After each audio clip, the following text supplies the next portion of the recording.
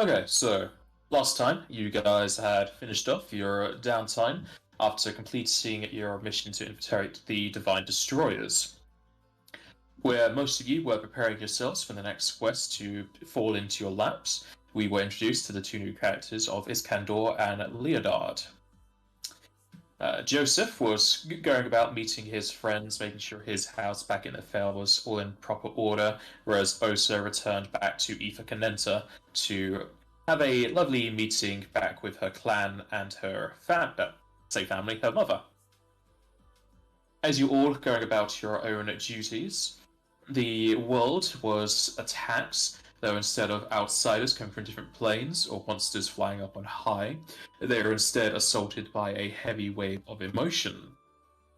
This was mostly seen within Eva Cadenta as Osa, amongst her childhood friends and acquaintances, were overwhelmed with a heavy emotion of wrath, going amongst the populace and fighting one another.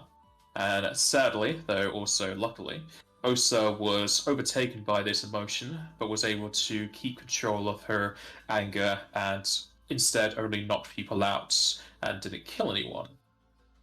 Seeing her childhood uh, friend slash bully, now friend again, Bargus, and her mother Zera using magic to both sleep and entangle the crazed civilians, she was allowed leave to group up back with Joseph in Stoneshaw, a similar event, though a bit more chaotic, happening in his hometown.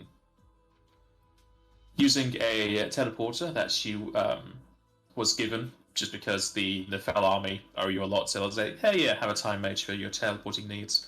You came to Stoneshaw, grouping back up with Joseph and having the introduction of Iskandar and Leonard's coming to a climax as you all aided one another in fighting back slimes made of abyssal black ooze. With startling powers to dispel magic, as well as being unharmed by quite a bit of magic, you were able to bring the slimes down, as a house that belonged to Kubaj was at the epicenter of a large pink storm.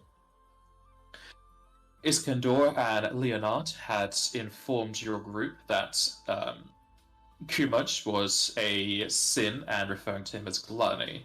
And entering into the building, this was to be confirmed, as Kumaj had a overwhelming power surrounding him and attacked the party. Being a caster himself, he was a very dangerous foe to face, as many of you haven't got too many ways to avoid magical effects, combined with the fact that you had lost two previous casters in the form of Kumach himself and the Time Mage who had travelled with you earlier. Though Iskandar was along, he didn't have much time to buff up, and instead was only able to throw up a shield rod to give you guys some extra AC. A long battle ensues, both Iskandar and Leonard falling to the ground, Leonard hitting it twice due to his revival item, which ended off with Osa and Joseph in a locked berserk rage. Thankfully, Joseph was able to bring down the strength score of Osa enough that she would become comatose, at which point ending her rage and then dying. Thankfully, Joseph, being the man he is, has plenty of items to revive people, and so he revived both Osa and Iskandar revived Leonard. At that point, Kumach was also unconscious from previous attacks, as well as just Joseph being invisible and being able to dish out quite a bit of sneak attack. Reviving everyone and apprehending Kumach, you saw he was finally out of whatever spell was overtaking him, as he no longer... Well, he still wants to eat people, but not in a way he's going to go out the law to do it. And going outside to see the store, you saw it had disappeared, and the skies were instead replaced with 7 large silhouettes, not exactly in the sky, probably in space due to how large they are, as they blotted out most of the light from the sun that has also been split into 7 portions. There's seemingly no wind, no rain, and no weather to speak of besides the sun that has been diluted, the world being kind of in dim light, but it's bright enough to see most things. The civilians of Stone Shore, who were previously going a bit hectic during the storm, trying to bring in boats and protect themselves, had changed into prostrating individuals all around. On their knees with their hands and heads on the floor, they seemed to have been praising whatever was in the skies. Hoping his family was safe, as Kumach had thrown a very similarly looking head to his mother, Joseph found his parents in their house, though they were devoid of all emotion. They weren't. They would still react to what was happening, but they didn't really seem to have too much importance or personal stake in the event. Hoping that the civilians would follow you to a kind of centralized location, Joseph put forth that we should kind of corral the civilians into his estate he had been building. It had been built in the idea they would be used as a resting place anyway, so it was a much better place than the longhouse of the chief of Stoneshore. And made it off just as you were carting people around, and they follow you if you tell them, pull them, or push them. They don't really seem to have much. They don't deny anything. They won't say no. They all do respond. It well enough. They just don't really have much emotion in what they're doing. So we'll continue as you guys are carting the people around. While we're searching for anybody, for all these people, I'm hoping to see if we can find anybody else that might have resisted these effects, but I'm not hopeful that there's actually going to be anybody. You can roll perception if you wish to look around. That will also ask, as you are carting people around, how long are you wanting to spend in Stoneshore doing this? Because it is a settlement with quite a few hundred people in it. They can actually get the populace number here. There are 5,000 people in Stoneshore. Oh yeah, that's a lot of people. We'll just get the people who are nearby. Anybody who's within a quarter mile of Joseph's house. Not his parents' house, but his house. Anybody who we can find within a quarter mile at least. We were gonna leave Kumach here anyway. Right. So just kind of get the process started and kind of leave him to it. Yeah. Because he was gonna stay behind to, take care of those who are too emotionless to give a damn anymore. Yeah. As well as feed them. Yeah, yes. Exactly. Yeah, I guess if you guys are doing that, Iskandor's not exactly fantastic at search and rescue, but you can always stay back and heal people that as they're coming in while you're doing this. Yeah, I mean, we're still going to spend a couple hours hurting people at least. Just because, people who have no will don't mean that they have no mass or weight, and they're not going to... Yeah. Well, that's happening also. Will stick by Iskandor and just make sure that he remains safe. I'll also offer to, because I'll send a message back to my wife initially, and if she doesn't respond, to son and daughter to see who's okay, and then just crack on. Your wife was also an adventurer, wasn't she? She was, yeah. To break immersion somewhat, do you have any particular idea of what her class would have been? Yeah, she was a fighter mercenary. Okay. I would look at your backstory right now, but it's just loading. Okay, there it is. As the case of your children, well, one of them a red mage? One's a red mage, one's a black mage. Okay, so your wife won't respond, but your children will do. Both of them have been unaffected, and they'll let you know that they've seen this wherever they are as well. There's a lot of emotionless people, though they say that there's no one prostrating themselves, they're just going about their daily duties, but with, no ambition. Right, okay. Interesting. So just check out the MP for free sendings or whatever. I've just done it, it's 15 as it is, it's 5th. Yeah. Yeah. Cool. sorry, go on. I was going to ask Joseph if you could roll sense motive for me as well. Sure. Oh, All I was right, good about to day place- for rolls. That's an 18 and a 20, so... Hmm. Alright, as you're corralling the people about, Joseph, no matter how many people you push, pull, and tell to go over to your manor, a lot of them don't really seem to have any sort of individuality or personality. However, as you're going your search, you find a cleric of Leviathan, and at first you think he's a bit stranger than the others. And as you kind of watch him a bit closely, you can easily see he's trying to blend in with the crowds and feigning he has no emotion.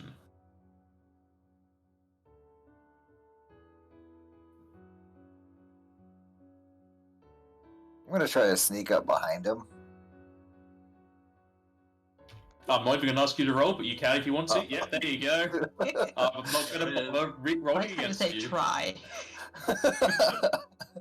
uh, at this level. I mean, unless it's against an enemy, I don't bother. and then I'm going to just shout "boo" as loud as I can. Just give him a real good scare, break his Composure. his composure. give me an intimidate.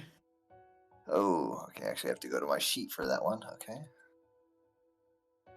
Because I don't think you have a very high intimidate, so that might fail. I mean it's plus 11, so There's a chance. yeah. Okay.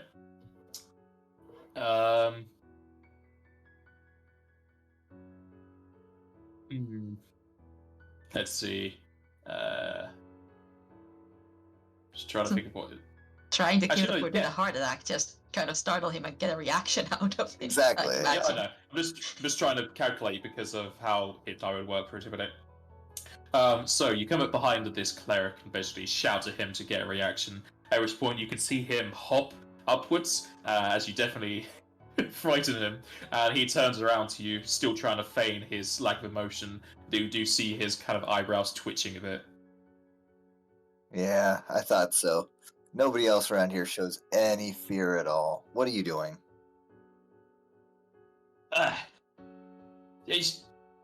You're not the ones who've done this? No, we're trying to help the people around here for now, at least. And then we're gonna go take care of the problem itself as soon as possible.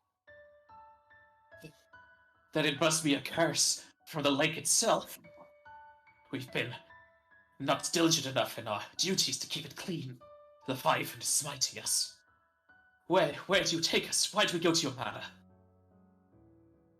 Well, I'm bringing people to my manor so that they have a place to be sheltered and fed, so that they can be taken care of, because people don't seem to be taking care of themselves right now.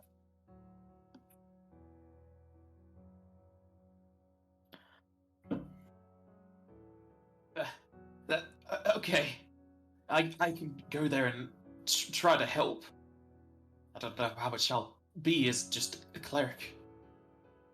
Well, can you heal people? For an amount of day, yes. I'm not well versed in healing arts, though. Can you cook?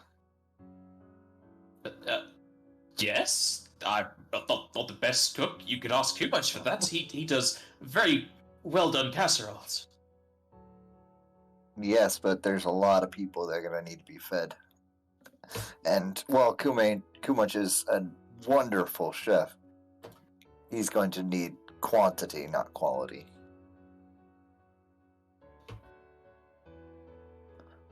Then I shall try and assist my dear friend, so... Do you know what's going on? Has Leviathan spoken to you? No, has he spoken to you? No. Leviathan only speaks to those chosen, or if he has a particular task. I have had no words from the deity ever, aside from when I was granted my magic. Well, I'll tell you one thing. I don't think that this was from anybody in the Pantheon that you might have heard of. You see it in the sky right there? You see those eyes? Do those look like any deity's eyes that you've ever seen before? Most deities can change their form to fit wherever they go. Bahamut has like 5 different forms. This is true. There's something going on. We don't know what it is exactly, but it has to do with the 7 sins, I guess. Anyways, we're looking into it. And any help with the common populace that you might be able to give would be appreciated. Why would it have any ties to the 7 sins? Everyone here is so blessed now. Well, various reasons. We've been unknowingly dealing with this as we've gone. There's been I can't explain it very well. We met up with a researcher and he's the one that explained it to us. If you head to my house, I'm sure he'll be there. You can ask him all the questions you want. Really old Hume goes by the name of Iskandar. Go ahead and talk to him about it. Rude. All right, I shall see this elderly man. Do you let the cleric go? Is he? Oh, I wanted to do. I wanted to see if he was being sincere about trying to help. All right, he's sincere. Okay. It just seemed like he probably assumed something was going on and you guys were the antagonists, so he's trying to blend in with everyone else so he wouldn't be picked out. Yeah, no, I just let him go see Iskandar and continue on looking for more people. He will go up to the manor to see the most elderly man ever. Age resistance doesn't change your appearance, does it? Well, No, it's not going to be bent over, but I think that's as much as it would do for appearance. Let's just say he won't be shrinking.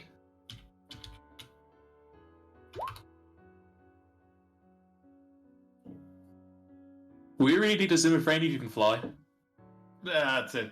I should really enchant the Zimmer frame with the fly ability, yeah. What? Do you not know where Wonder. Zimmer frame is? No. Like a metal thing, it's just it's like a walker. Yeah, like a walker. What you see old gotcha, people okay. use. So, spending a few hours carting the people around, you're able to get a good few hundred of them. As far as you can tell, no one's resisting, and everyone seems to have the same kind of amount of ambition within themselves. At which point, the manor's definitely full of people, as Iskandar can look over the populace in general. Does Iskandar want to throw up Detect Magic again? Yep. Absolutely. Okay, as you're looking over the populace, you are like pacing around, it's only like a 60-foot cone or something. You can see the same kind of thing where all of the bodies are completely black and they have the weird black dust around them. The colors always being sapped out of them. You're able to see 2 people that are unaffected. One is the person that Joseph sent forward, and another is another elderly man, just like you. Well, I see how it is.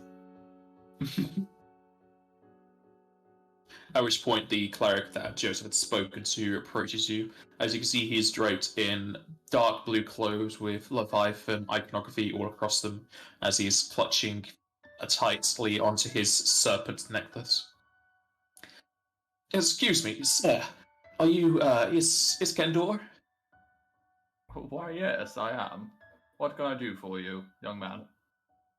I met this fiendish lad outside who tried to give me a heart attack, and he said I should talk to the older man here. It kind of looks slightly annoyed, but accepts this. Ah, that must be young Joseph. He's one of the backup plan. He means no harm. I imagine he wanted to. Well, I take it you were hiding, my good sir. Anyone would in this environment. That's Joseph? The son of the greatest cook in the town? I didn't even know he had a culinary background. Well, he doesn't exactly wear chef's outfits, but his mother is the best chef around, aside from Kumach, who has become his brother, I guess, now? Ah, yes, I have met Kumaj, but he's back to normal, I think. He's right here somewhere. Well, speaking of Joseph, I have been forced into the role of site sous chef. Shall be helping Kumach with the cooking and helping those who have been afflicted with whatever Leviathan has deigned to give onto them. I do not believe that Leviathan has caused this particular ailment, my good sir. I mean no offense or to doubt the power of your deity, but this is something I've been studying for some time. I wouldn't think that the god of the seas and the storms would want such an affliction. Surely, as a study of his testament, you would think it would be a tidal wave or some form of oceanic disaster, would you not agree? Well, that is why I thought it was Leviathan. The lake was quite harsh today, and it is put onto us of all of Stoneshore to keep the lake pure, and if it is not, we would incur the god's wrath. Maybe not just Leviathans, but others. Leviathan has many allies within the Pantheon. Indeed, he does. One of the more powerful gods, if I'm not mistaken. You have a interesting master. What concerns me is, well, in time and with some study, I might be able to ask. You had questions. The lake you say was roiling. Was that from the storm, or was there something more you need to tell us of? It's possible it was mostly due to the storm's winds that did it. That vortex over Kumach's home was quite fierce. I take it any flyers that would be nearby would be brushed around. Oh, it's a good thing we weren't flying.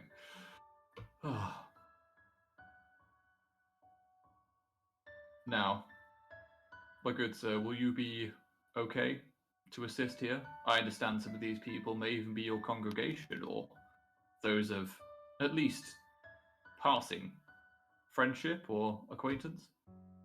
Yes, I am a local cleric here at Stoneshore. I teach people about the lake and our deities' duties. I know plenty of people here, but I don't know them as they are now. I shall see to it they are cared for until this affliction is gone. My thanks. And your name, if you wouldn't mind.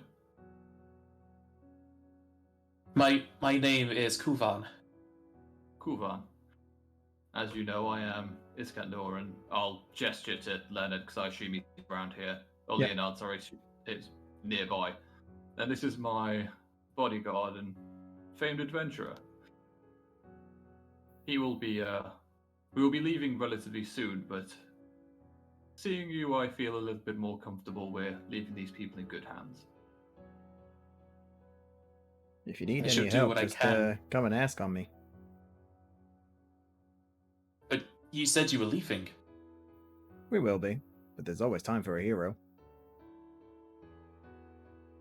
Oh, is Axel coming? No, I'm a hero. See, do people just not The man understand kind this? of. The man looks you up and down. Is very He's not. What's the word? Convinced. Impressed. He's not impressed either. It's nice. I can assure you he is a very capable individual. I believe is it the Axel Phoenix you speak of? Unfortunately, Still Phoenix. Phoenix? Ah, sorry. Old languages. Bleed into the brain sometimes with this chip.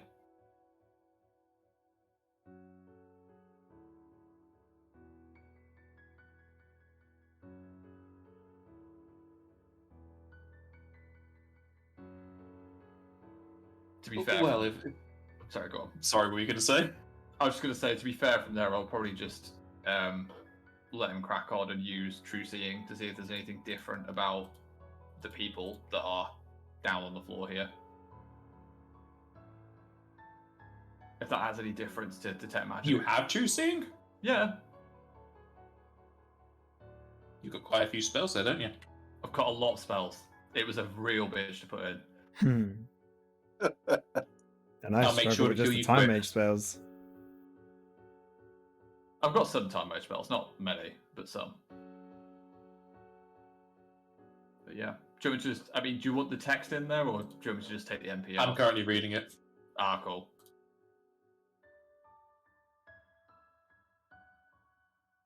I'll take the MP out anyway, just because I'm saying I'm casting it.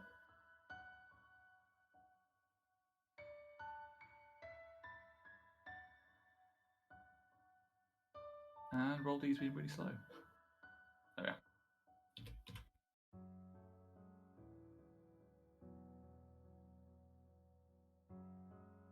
we are. Okay, with the use of True Seeing, you don't see much more in the way of difference. Probably aids in you seeing detect magic a bit more.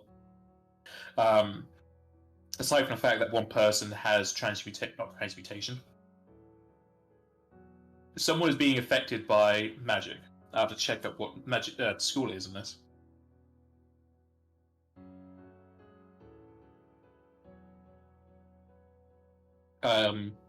Okay, one person is being affected by illusion magic. I think you can see through it with True Seeing. Yeah, pretty much. Unless it needs a will save. True form of polymorph change transmuted. Okay, I'll say that. You notice one of the Humes is actually a Lamia in disguise. Okay. A Lamia, like, particularly hated or feared? Not them particularly, but they are a beast man tribe, so they are generally like outcast unless the place is overly accepting of them. They are Right. common sentient beings, but there's racism where you can find it. I'll just explain to the cleric that this particular individual is... I'll just do it in voice. This one here, and Iskander will point at the person. I take it you can... Well, I can trust your word as a cleric not to tell anyone that this person is not a Hume. They are a Lamia. So when you are treating them, just be aware of that. I know that some spells don't affect them as they would us. They are a living creature, of course, but just something to be mindful of. I mean, they're still humanoids. Yeah, it's just in case there's anything different. But I don't know that much about Lamias personally. Yeah, In character, you I can might tell do. him. Yeah. I shall keep that in mind whilst attending to them. He makes a note of the one person amongst hundreds. Well, I can put like a... We could put like a badge on them or something. Wait, no. You have a badge saying, I'm not human. But yeah, barring that, I think to be fair, I'll just cure people I can and just try and keep an eye out ready for anything and wait for the guys to come back. Alright. Does Osa wish to do anything in particular, or is she just helping out Joseph? You would have stuck with Joseph. Just kind of let him do his thing with the cleric, but stay close by. Alright. So, after you guys had spent a few hours moving everyone around, you'll eventually group up back at the manor. At which point, the manor, whilst there are plenty of people in here, it's insanely quiet, aside from some shuffling and footsteps on the floor. There's no real talk happening.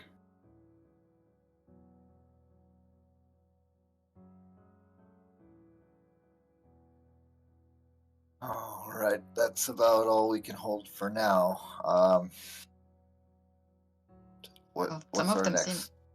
Some of them seem to be doing like what they do, so they should be fine, right? Yeah, They're not like completely apathetic.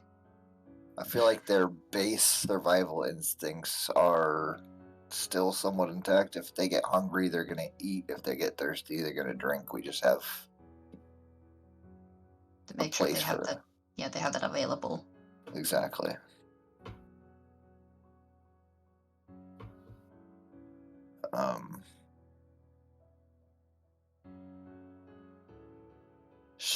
So should You we two came from Nifel, right? Iskandar and Leonard. That's correct. I lived there for most of my life, yes. You could say so. I don't live there, but I tend to travel there a lot. It's where I pick up a lot of quests. Good place to make a name for a hero. So how did you even find out about all this? Why did you come here to look for us, I guess? Well, How did you end up tied up in all this? Well, Speaking of which, I started my quest, and funny enough, that's how I met Iskandar. He was my quest. I'm here to aid him and protect him. And then he filled me in on all of the sins and everything that's been going on. I see how it is. Joseph's gonna get a cold, hard look up and down each one of you. So, I know pretty much as much as you guys do. If you mark up Iskandar, he looks like he's seen quite a few battles, whereas Leonard, he's not a hero. He's doing his best. I wouldn't tell him that. Well, I was, It's a shame, really. None of you went to Nifl Academy. I used to be an instructor there, after my time as an adventurer, of course. I settled down, and over time I've been studying strange magical phenomena over the years in my spare time. Nifl has been kind enough to give me a lot of resources in that regard. I met a... Oh, what's he called? He's in there somewhere. The Alan Ra at the... You know, the first session, what was his name? Sorry. Regandas. Yeah, Regandas. Regandas, and a particularly tall woman I always see for... He's one of Wedge's... he, one of Wedge's magical advisors, and she, his strong right arm. That's it. It's Altheria. But Wedge. We've been working with Wedge a lot. And we've seen those two around as well. Well, we've worked together for quite some time, but I tend to be backrooms, if you imagine. Wedge is much more front room. And I've been looking into the sins, as we now know them. I've been following your story for quite some time. It came to a head. I'm gonna ignore how creepy that sounds. My apologies. You have to realize it was background checks. The Nifl military can't really let people of your ability run around with no observation. Well, if Nifl Army knows this, should we go back there to see if they have any further information or guidance or whatever? How are they faring with all of this? With everyone like this? Except for select few, I guess. The sad truth is, I think that most people who don't have a particularly strong will have been subjugated. And this may be conjecture, but from the sending I sent to my family, it seems that the different sins manifest different causes or effects rather, in those who fall into their sway. The people here are completely comatose, almost like they've been affected by sloth or maybe gluttony, but we don't know. Those back in Nifl apparently have absolutely no ambition and just carry out their duties as normally as they can, as though the pride has been leached from them. It could also be a localized effect that it radiates outward, and we're at the epicenter and they're just further away. Very possible. According to Mama, Mother in Eve, things seem to have calmed down as well, and people are in a daze. I imagine it's similar to what this is, but I don't know for sure. And to answer your question, Leonard came to my attention shortly before we came here. He was assigned as a bodyguard. As you can see, I'm not exactly a frontline fighter.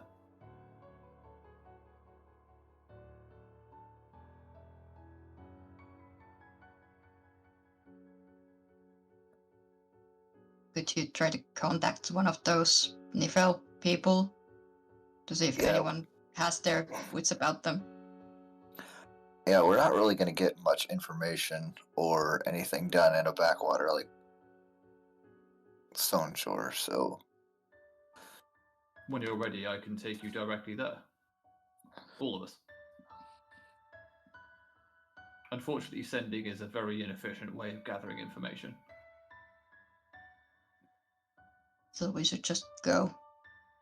I think we've done all we can here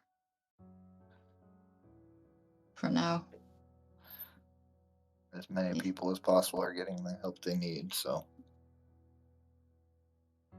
Indeed. I just wanted to make sure you were all comfortable with it. I realize that you, Leonard, and Elsa are not from here, but this is your town, Joseph, is it not? Yeah, this is where I was born and raised. Well, I can understand your concern. But yes, when you are ready, we can be gone in, well, a flash. I'm ready when everybody else is. I'm ready as well. I'm good. Alrighty then. Bend space and time, remove MP. It's going to be one more, because it's a different one. And whoosh. Are you doing normal bend space and time? Yeah, because I haven't got greater yet. So they're going to need a D100 from you. No problem. We'll say you're very familiar with the place.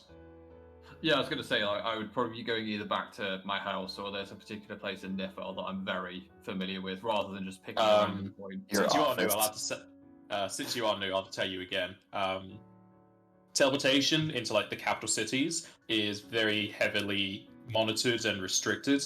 So that's why the teleportation halls are made. You basically teleport to the teleportation hall and then go about the city as you will. If you try and just teleport anywhere, they'll have magical barrier setups that you can't do that, or people will be alerted that you've done so.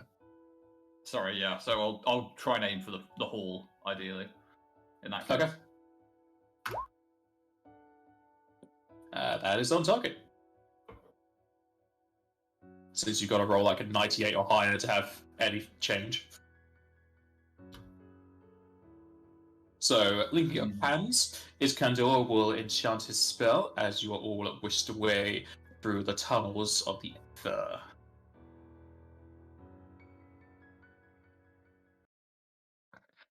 We were given, like, emblems or something like that by the Nefel army, weren't we? Last time that we were here? Yes, you both of you have the golden lion heads that you can badge onto your chest or cloaks or whatever.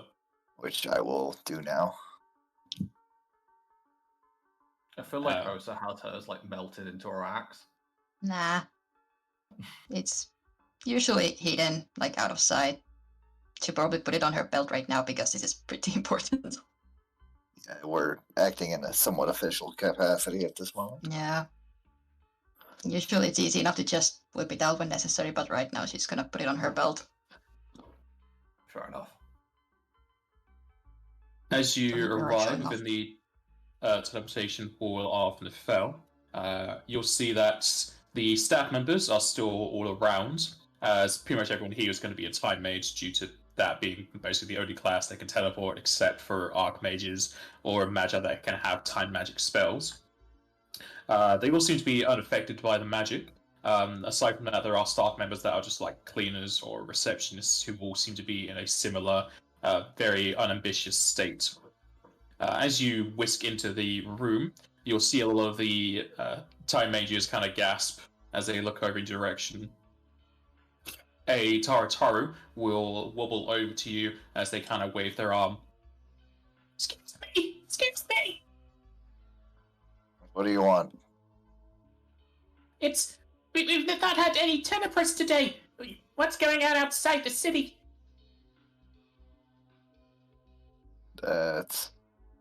We're not really sure yet. We're working on it.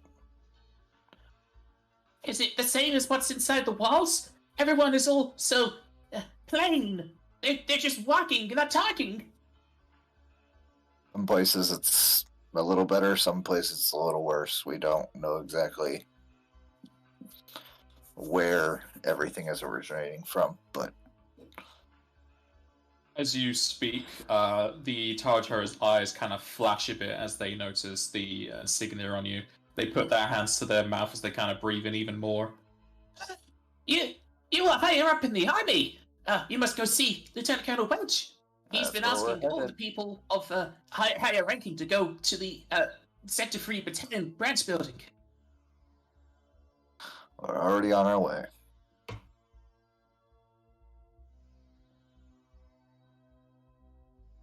Well, I hope you get this all started soon. It's a bit weird in the streets. Weird how.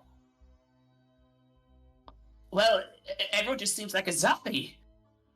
It's too Yeah. quiet. Yeah, well, we're working on it.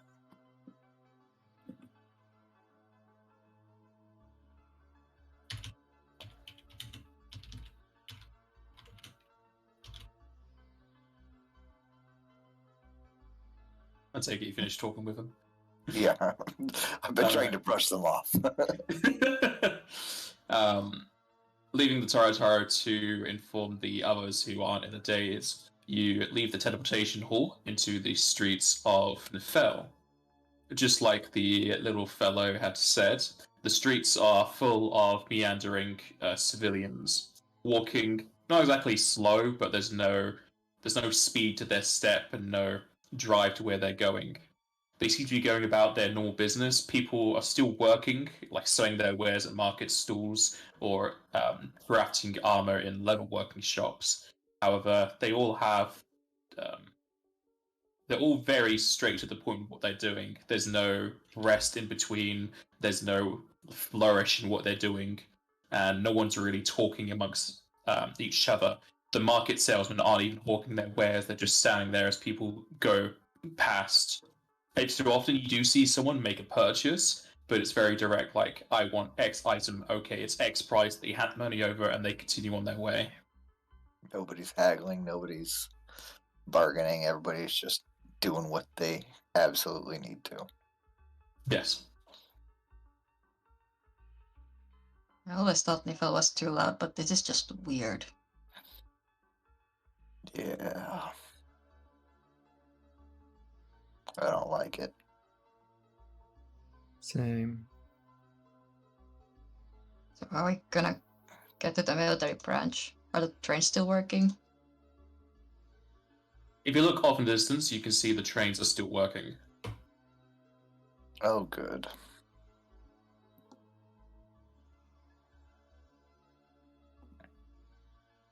I guess that's alright.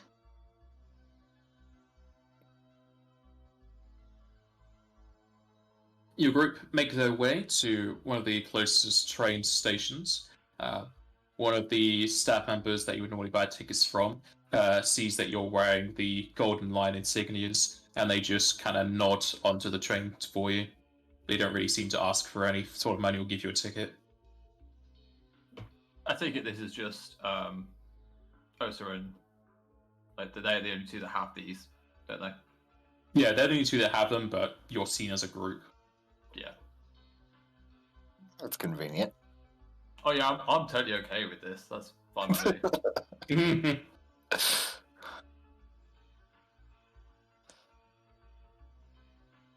Settling into one of the train cabs, you'll see the normal ushers outside as they just wave their arm without really any energy to it. They give a single blow on a whistle as the train charters off and goes off into the distance. There are some other people in the train cabs, though they seem to be general workers going between buildings.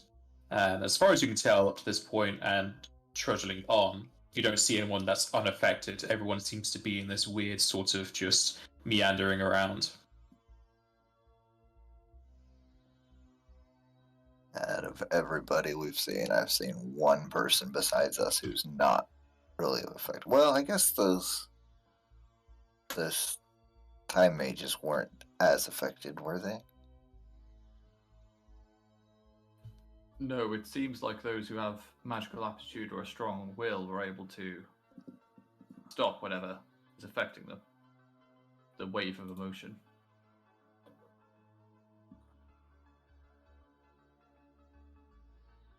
That doesn't explain me at all. You are a seasoned adventurer, Joseph. I imagine you've had to deal with a lot of, I hate to say it, but emotional times, such as back at the house. That's true. Maybe because we directly dealt with Gearmunch. Indeed, you've also had exposure to other sins. This may have helped you in some way.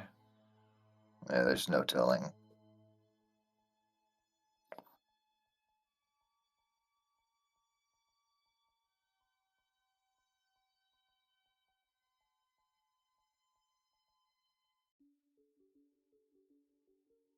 Where are we now? Sorry. On a train. Okay. You're on a train. He will. Iskander will sit in the old man section. The priority seats. Oh yeah, come on. He'll sort of click his way into a seat. So probably like sit down for like 2 seconds and then stand right back up. Just kind of shift nervously the whole way. You do seem, and I don't mean any offense here, but so you seem like a caged beast at times. Is this normal for being in a city, or is it just the way you are? It's both. I don't like big cities, and this situation is just weird. Indeed it is. It is good you two have such a great bond. It will be needed for the times ahead. I hope me and Leonard can fit in well. If we can overcome this, I'm sure you will be that hero that you, of course, deserve the title of so far, Leonard. Who knows, maybe other clips act of Phoenix. That's the dream. I reckon I can get You there just sooner become his rather than later. sidekick. Just remember, I've saved all of your lives.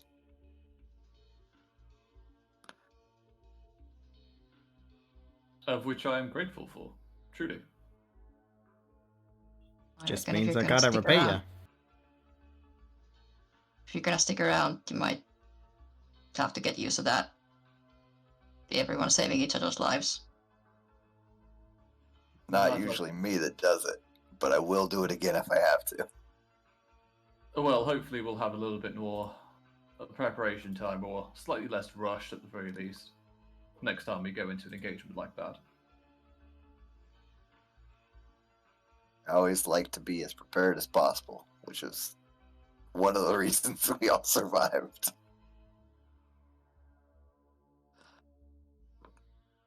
Yes, I just need a few seconds to cast spells, and then we'll be good to go. It is good to know that we have you here, though, Joseph. I do appreciate your efforts. Truly. Honestly, though, if it came down to it again, if I was not able to use my invisibility scroll, I would have been done for. Yes, well, I aim to make it a priority that if we don't get down to that again.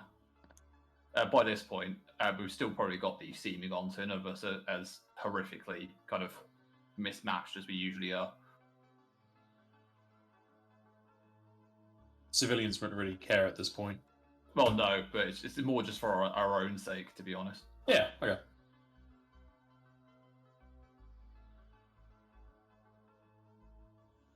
So I take it. Who wants to do the talking? I'm not great at it, but I can be that guy if I need to. I'm sure we'll all have something to say. Don't count your chickens before they hatch. You Osa can doesn't always like to take the talk lead, very sir. often. You seem to have the most knowledge on this sort of subject. Knowledge is all well and good, but your input would be ideal. I hope to be presumptuous, but we are a team now, are we not? At least for the foreseeable future. For now. Absolutely.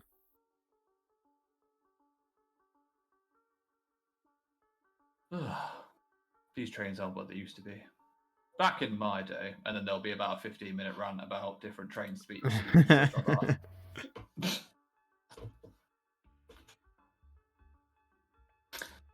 The train speeds on as you eventually come into station in the third sector.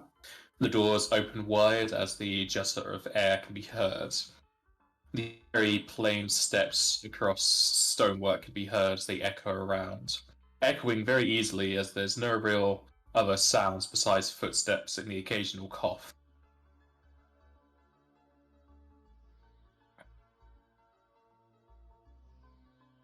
And we're headed to the battalion branch building, correct?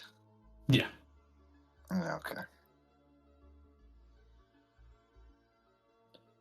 How far away is that from our little train stop? It'll be a few minutes. Okay.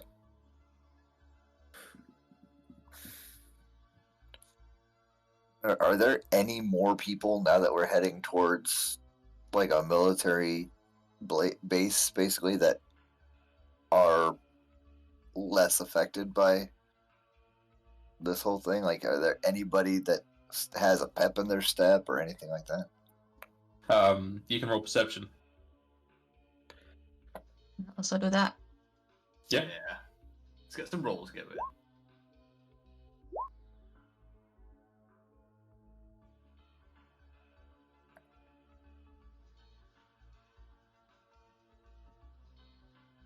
As you look about the city on your way to the branch building, it's very hard to pick out any individuals that aren't being affected as they kind of get lost in the crowds.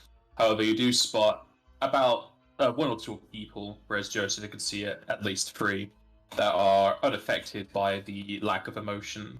They seem to be trying to help those who they can.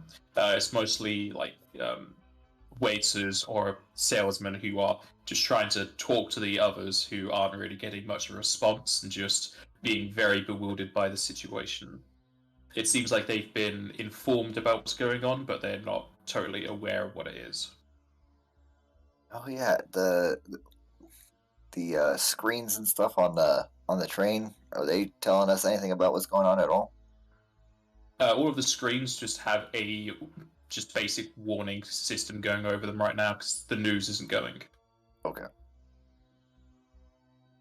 Though it's possible that a emergency broadcast was put out at one point.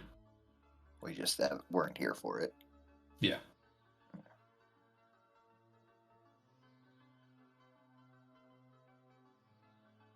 Do any of you stop to see any of these people that aren't affected?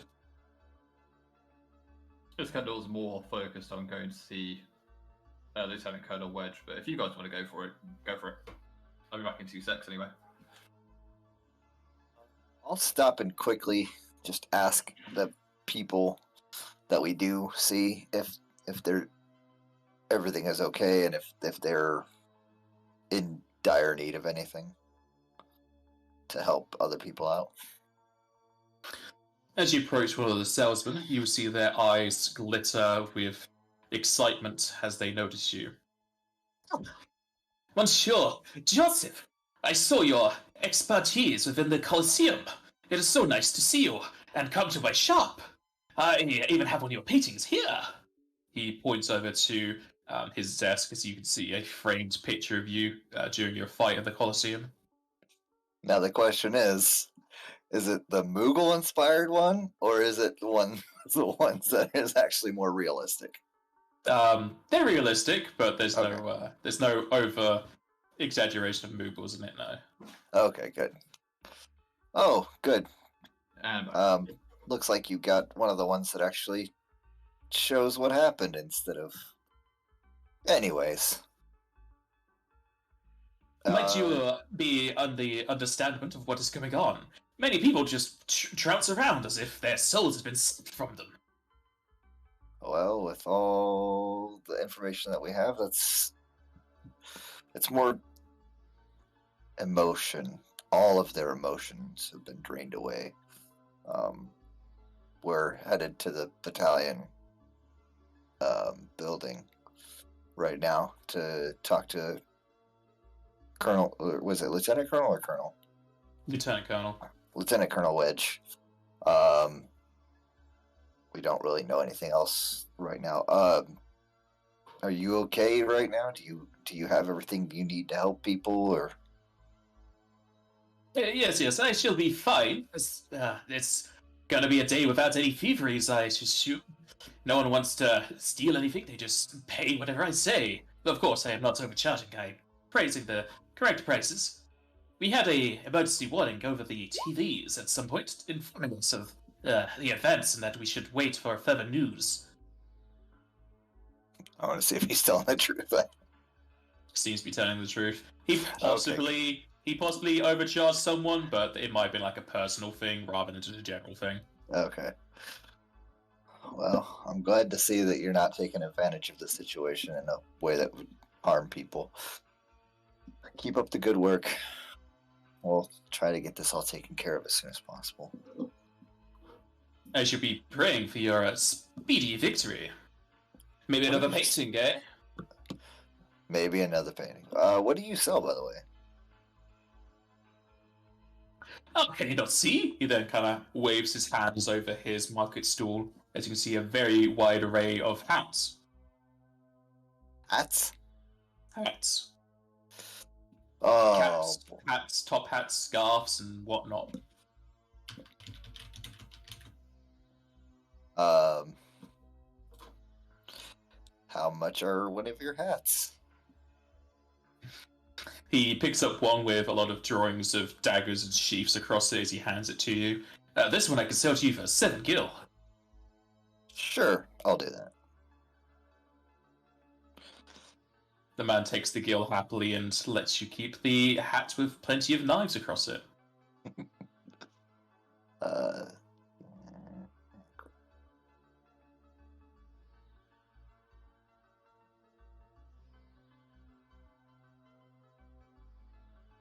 Oh, you have a wonderful day. We'll see you around, I guess. I shall have the best of day I can within this current situation.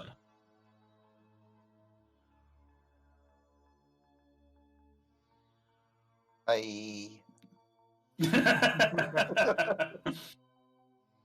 Moving on from the salesman, you continue on your way to the Sector 3 Battalion Branch building. At which point you can see the large building still being guarded by 2 aura guards at the outside, mostly hidden behind their metallic armor. Though, if you guys want, you can roll perception, but you're all going to pass it. You can see each of their... Leonard doesn't pass it. You can see their eyes through like the slits in their helmets, that they are just kind of... They're not glassed over, but they just don't really have any recognition in them. They're probably still doing their duty as guardsmen, but they're not enjoying the work. I mean, does a guard ever really enjoy their work, though? Nobody I've ever met on guard duty has been happy to have been on guard duty. What about the times when they get to imagine anyone they see in like situations like, oh, that person's rushing away, he must be a FBI agent. You just make stories up in your head. Yeah. That's just to pass the time, though. Yeah, that's just making the best of that situation. Exactly. As you approach to the gates, the guards will still open the gates as they still recognize you and know what they're meant to do. They just don't really say anything about it. Okay.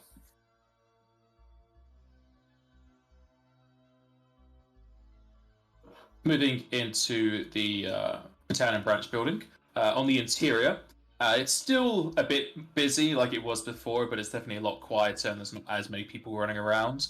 You do see quite a few people unaffected by the wave of emotion. Some of them are even marshals. As far as you can tell, they can't cast magic in the quite heavy armor they're wearing, so it's a surprise that they are unaffected. At this point, you can see probably a dozen people that aren't affected by the wave. Do we recognize any of them? Not particularly, no. Okay. Well, head on over to them first, I guess. Heading over to one of the guards, they will kind of brush their face and hair a bit. As you can see, they're quite sweaty from running around. Oh, you, Joseph, is backup plan returned? Yeah, we're back from Stone Shore. Things have hit the fan, that's for sure. Stoneshore, another place affected by this weird affliction. Lieutenant Colonel Wedge and his higher-ups are currently in the meeting room discussing events. They said that if anyone would come here with a unaffected mind, should go to them. You mind taking us there? Sure, I could take you there right now. Thank you. Following the young man, you move through the branch building as he leads you to the meeting room you had used in your briefing for the Divine Destroyers mission. At which point, the exterior looks to be just as you had left it, though this time it is guarded by two cleric-looking Elvan. Dressed in medium armor, they have iconography of the deity Bahamut across it.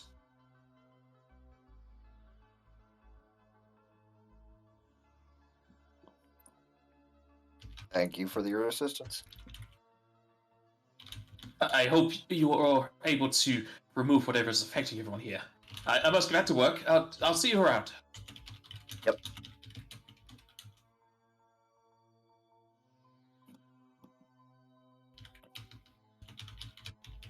Is the doorway open, or is it just... No, it's closed. I'll give a little knock, knock, knock. You can hear some arguing from inside, but over it, you can hear someone saying, "Come in."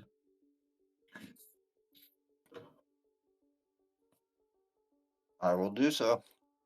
Iskandar will make the religious sign of Bahamut, the two clerics, and sort of just like a thank you to let us in. As you open up the door and walk inside, you can hear the argument between the Troll Queen Zara and a Orcish cleric on the other side, though only hearing the last sentence by Zara. And I'm telling you, Trollkin, it's not to do with the dailies. It's some damn mortal doing magic as always. Ah, your plan. Long time no see. So kind of look over to your party. I have a black It's screen. also whispering to Joseph. I have a black screen. I can't see anything. I can see the Can game. you not? No. I can see it on the stream, but I can't see it on Roll20. Oh no. It might be because of this thing's lighting. Let me just fix that. Explorer, daylight. How about that? I can see. Yeah. There you go. Okay. Thank you. It's because it was using the old lighting. Also, as you walk in here, you will all feel quite heavier as your equipment weighs you down, and you feel quite mundane. Iskandar, your back really hurts. Oh no. Is there a group dispelling field? I do need to know because there's a few buffs I need to turn off. Yes. Is there? You are currently, you're just because it's affecting you because you have age resistance and whatnot. You are currently in an anti-magic field. Okay. I mean, I'm not like this isn't going to kill me, but yeah, As soon as we step outside, it'll probably go away, though. that's all right. Yeah. It's only deactivated whilst you're in here, but durations still go on. But yeah. Okay, I'll keep, if you don't mind, I'll just keep the misc in there for now, but it's just -320 like physical stuff for now. Yeah. That's all. You all see like Iskandar kind of get weak in the knees. Literally, like he goes from straight to bent back to leaning on his staff a lot, like in the transition through the doorway. That's unpleasant. It's not very nice, but I understand why it's there. Ooh, It wasn't here last time we were here. Is it keeping the effects at bay? Yeah, we'll just go and sit over there. I would imagine so. If it's magical. Well, I'm talking about the. I was specifically talking to Wedge and them. No. As you shout to Wedge, he'll wave his arm to you. Ah, good. Backup plan you've got here. Yes, we've set up some security measures within this room so that we're not accosted by whatever's going on outside. You'll find your effects return to you when you leave, but it is just for our safety. Is it keep them away? Well, none of us have been affected whilst we're in here, but as far as we can tell, if you've resisted its effects outside, you're safe. But it's an undetermined amount of time. Yeah. Iskandar, you want to fill them in on what we know and what we've guessed and surmised? Just a moment. The lieutenant near you is going to bring up another chair and kind of pick it up and move it to the table for you. Thank you. He'll move over and sit. Ah. Troll Queen Zara, it is a pleasure. I'm sorry I can't stand. And he'll extend the hand to her. This involves you, too. Another small one. Though your age tells me that you are quite the wise. We have plenty of you amongst our magi. She does not shake your hand because she's afraid she'd break you. Fair enough. Considering she is 13 feet tall, by the way. Yeah, she looks pretty big. Joseph is going to have to try to hide his emotions, so...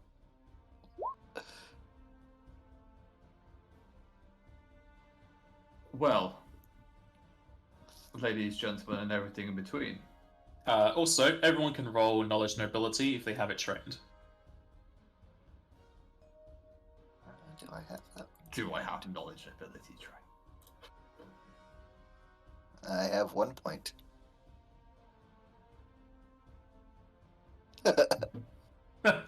Alright, so Iskandar, as you scan over the room, you can see one particular individual you're very surprised to see here, as I take it you have knowledge history.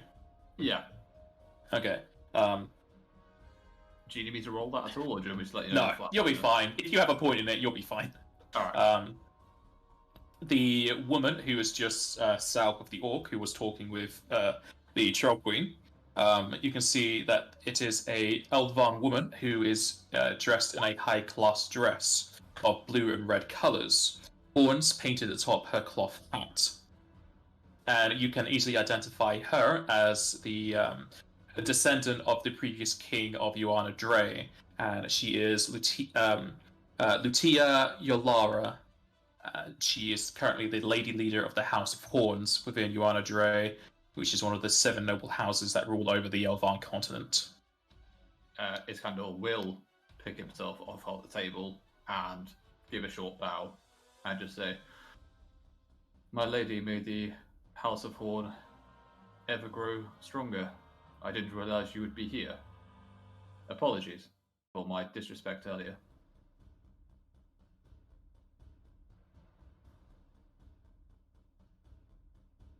I'm just going to put this in the chat so you know what it is.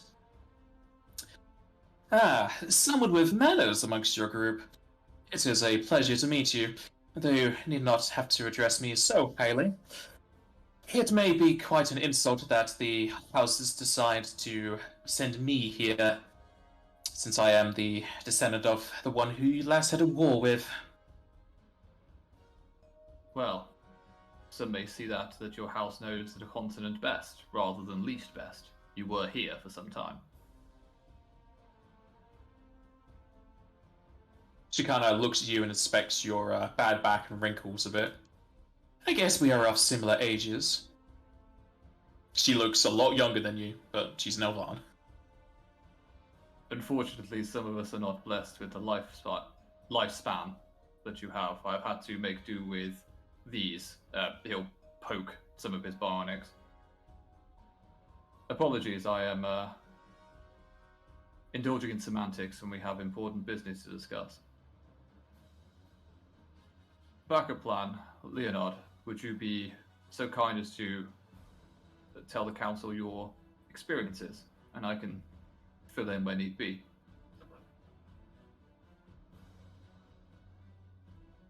Well, I guess I'll take the lead on this.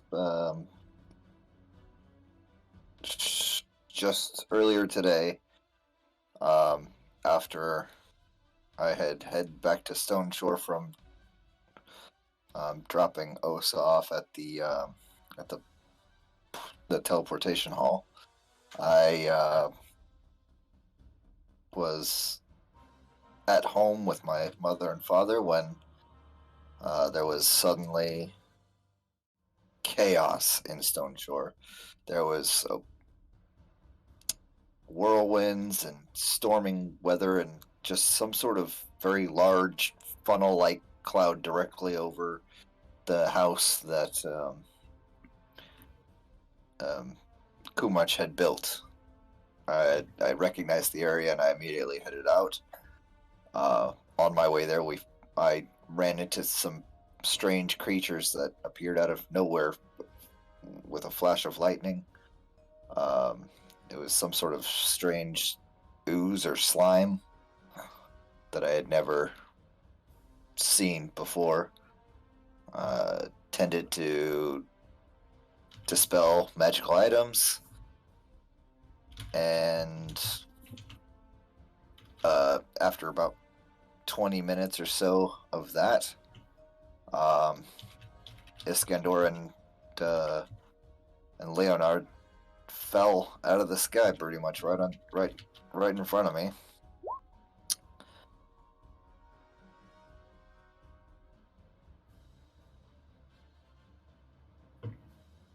A Sin smile, of course. Slime even. Words. And then from there on, we headed to Kumach's house after Osa showed up as well, landing directly on top of me.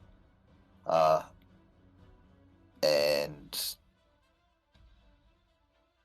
Kumach was under the effects of some sort of enhanced sin of gluttony, I guess, and wasn't really himself. He had been eating people and intelligent creatures and dogs and all sorts of other things that are not normally... I mean, Kumach will normally eat anything that's cooked, but this was out of the ordinary even for him. He talked to us when we got there, and after a few moments, it was clear to me, at least, that he wasn't himself, and I was ready to attack, and we fight each other, and he cast some spells that caused us to all go insane with battle rage. And after a while, I was the last one remaining, and eventually the battle rage wore off, and I was able to revive my fellows here. That's about all I got. Oh yeah, by the way, seeming's worn off because we're in here, so everyone's got the scars from our fight.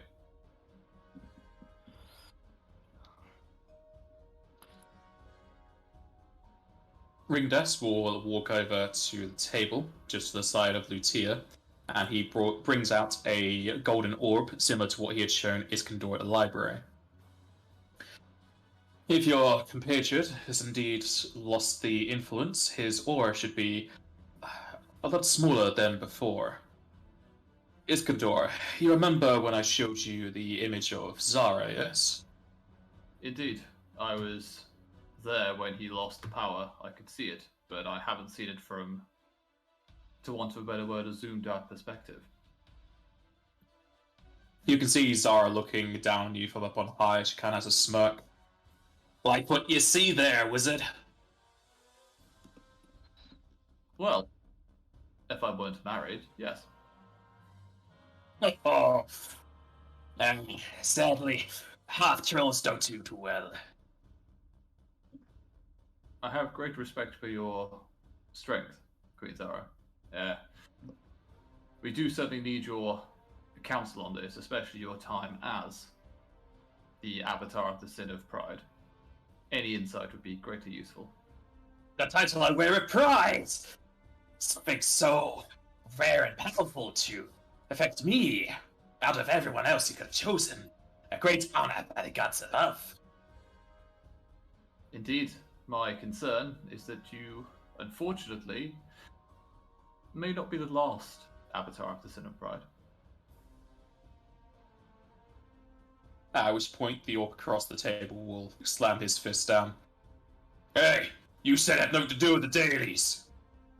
At which point, Zara will reply, I said the dailies have to do with these waves. This weakness you guys have outside. My power's definitely divine. the orc just kind of like throws his hands up and he's just giving up. I can't deal with you.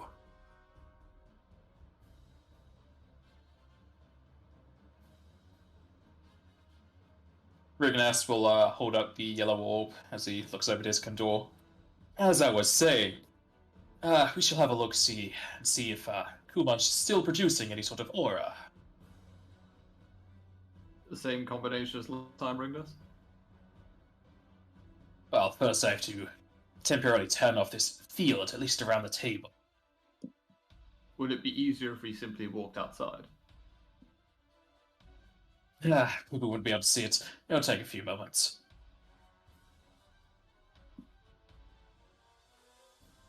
He swirls his staff around a bit, as you can see the area around the table kind of vibrate a bit, as you can see the magic dissipating, but since the field is invisible, you don't really notice much. Okay. At which point, the yellow globe will start to glow as the several dots across it will shoot out shafts of light. One of them shoots down to Stone Shore, at which point the map is almost impossible to tell as the beam of light just creates a circle of shadow over Stone Shore, as if it's completely devoid of any sort of either magic or emotion as you were searching for before.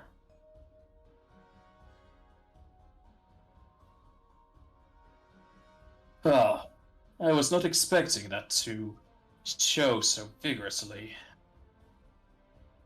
It's getting worse, Ringdas, as I feared. He places the orb on the table to just sit it down. Yes, if this black ore is going across the whole entire world, it's going to be quite a difficulty to reverse it.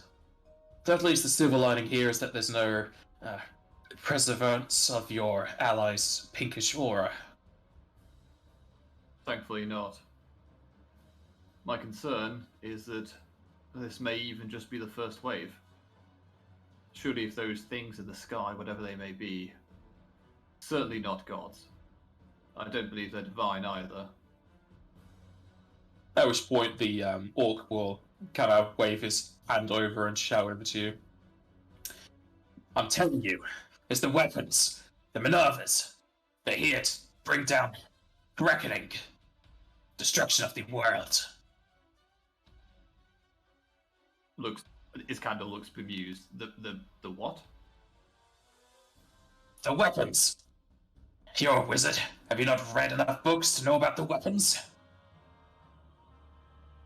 I mean, probably in character, yeah, but what? The Why orc don't then you enlighten us, sir? My name's Kurdash. As you look at Kurdish, you can realize he is an orc who looks much slimmer than the rest of his kin, as he is draped in white robes with imagery of chalices and overflowing blue liquid. Pinned to the front side of his cloak is a salvias flower.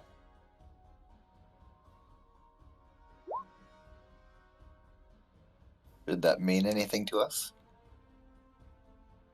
If you remember. Oh, I don't.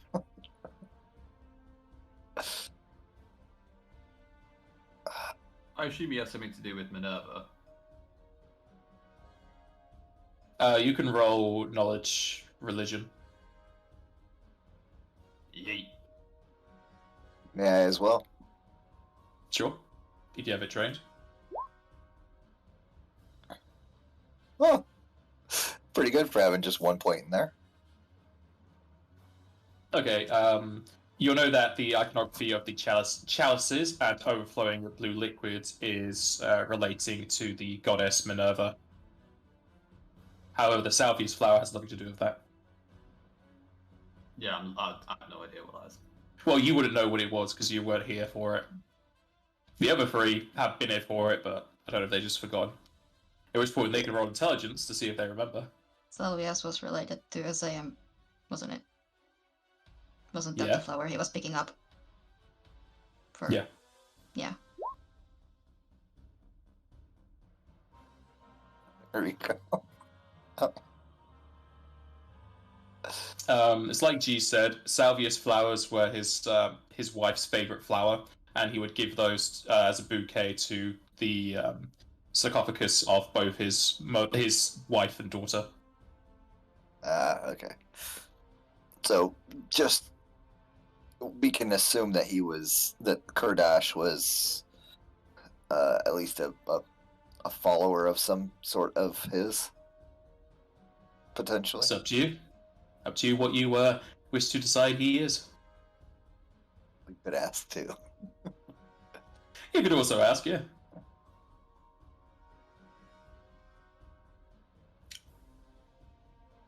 Kurdash will bring out a very thick tome as he almost slams it on the table, but missing the map.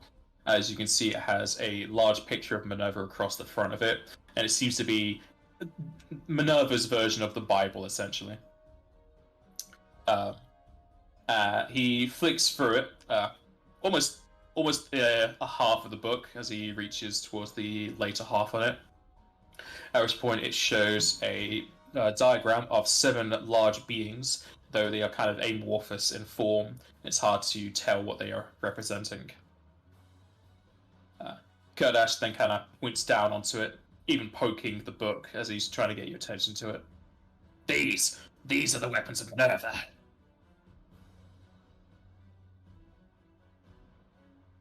And what do they do? It is said, when the signs of the apocalypse are seen, these will be the last things that come to life, and they will destroy all life on the planet, resetting it once more. So they're harbingers of the apocalypse? Is that what I'm getting? Not so devilish as that, but close enough. Their coming tells the end of the world, does it not? Their coming is the end of the world. By their hand, they'll destroy everything on it. And then Minerva will recycle the souls and begin the cycle anew. Well, surely if these were the weapons you speak of, they would have already attacked us by now. Yes, something's wrong. Something's different. The signs haven't been seen. And this weird emotion thing that's going around, it is not noted in the book. Though the emotions are very tied to sins. What are the signs? Yeah, go on. He goes through a few of the signs. The most notable is that all the wine in the excuse me. The main signs that he will talk about is all of the wine in the Triconfection Isles will turn to water. All of the heads within Urana Dre will turn green, and Shiva Hollow will melt. Oh, All the things that haven't happened. I was going to say, I'll look at Wedge and just say, I take it that Shiva's Hollow hasn't melted since we've been in Stoneshore. No. We've been able to send messages to and fro a lot of the continents. It doesn't seem like any of these signs have occurred. Shiva Hollow is indeed still ice.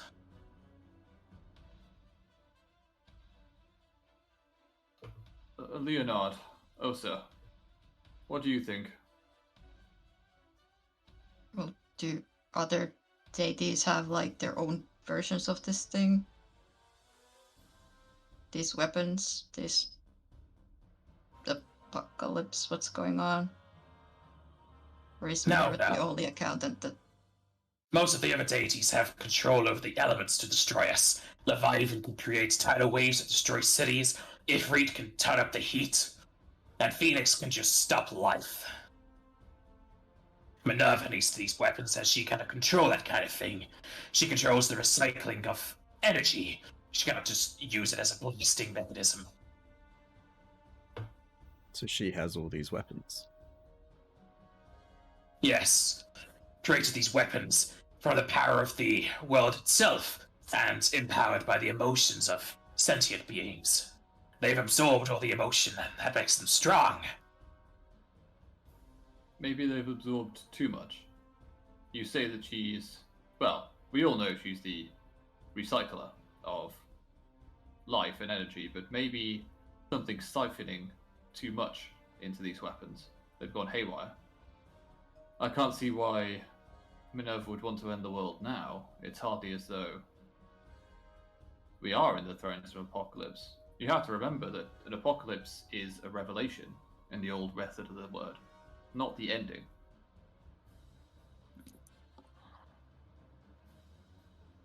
And what better idea do you have to put towards what is happening? There are 7 silhouettes, 7 weapons. 7 is used for a number of different things. As you say, the 7 deadly sins, the 7 weapons. It could be even a combination. I dread to broach the thought, but have you considered maybe Minerva has lost control of them? Or another god has taken their usage? We spoke to one who was affected. I could dispel the effect for a matter of seconds, but he told us he could hear laughter, a cackling almost. Does that sound like your goddess? At which point Zara will laugh and flip off Kurdash. See? My own wizard has got better ideas. Not deities, but something else. I must ask, Zara, did you experience the same? Was it a laughter you heard, or did you hear anything else under the effects of, well, your gift, should we say?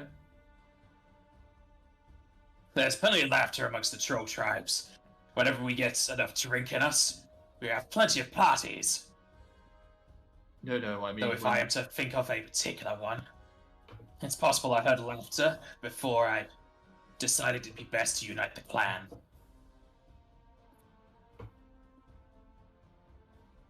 Then I broached to you, and again, this is going out on a limb, but have you considered Kefka behind this?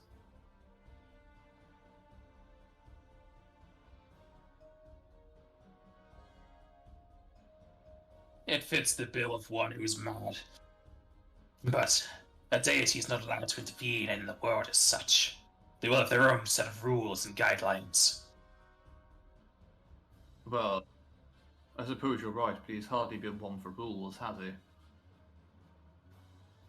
besides, again, conjecture, but if he can claim dominion over the mortal realms and cause this kind of havoc, surely if he's taken Minerva's weapons, then maybe he's upset the balance. Rewritten the rulebook. Again, conjecture.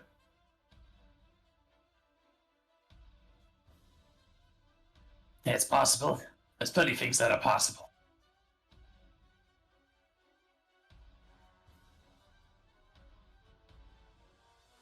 Which will then speak up over the convening magic casters. It's all well and good if we're able to deduce what is happening, but how are we meant to stop it? These people who lack ambition is only going to lead to the downfall of many settlements. What is the next course of action? What do you suggest we do?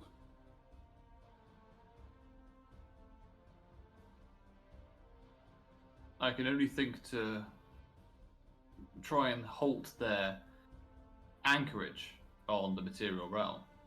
If those creatures in the sky are as big as they are, there's something stopping them from coming here, otherwise they would be here already. Maybe they have to channel their essence into people or beasts even on this planet, this realm, this plane, almost. If we could stop their anchors, it might at least weaken their effects. Of course, as you know, when Q-Munch was possessed, that's when this all became as bad as it was. Maybe the previous... It's been 4 before Q-Munch, hasn't it?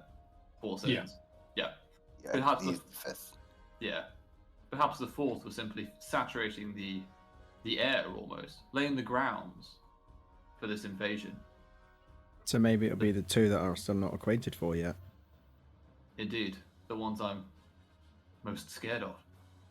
4th one was also the first one that had immediate global consequences or potential. They're getting What with worse, aren't they?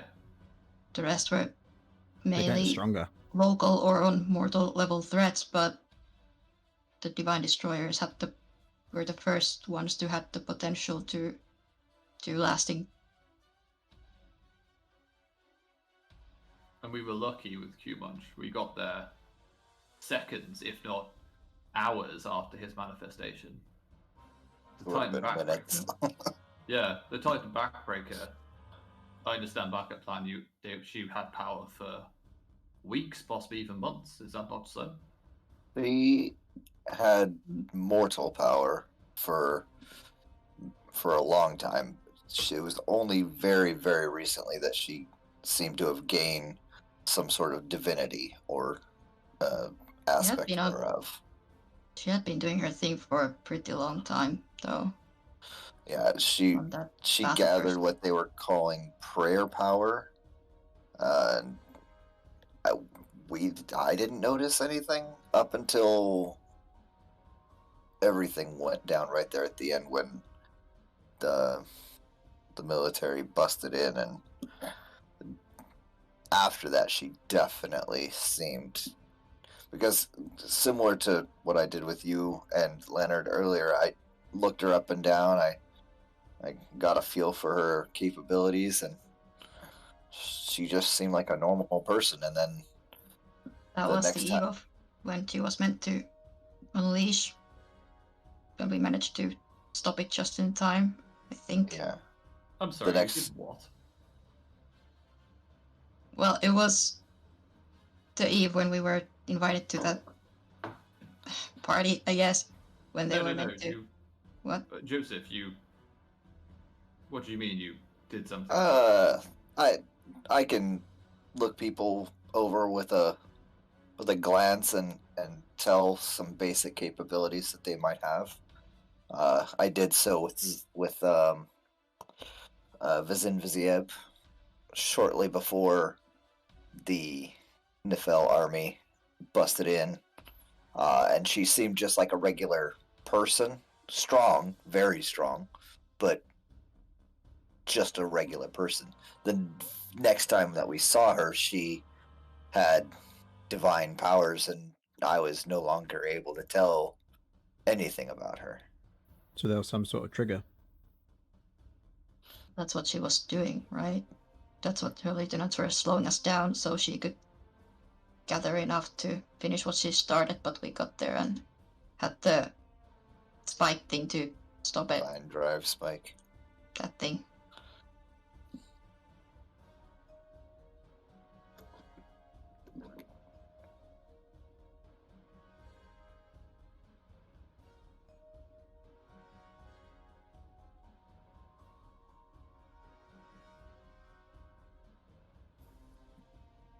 But yeah, the ability that I have, it's just a mundane way of just looking at the way a person is built, the way they walk, the way they stand, and just being able to tell certain things about them,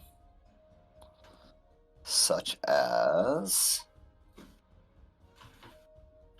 let's see, who am I going to use it on? I'll go ahead and use it on Wedge.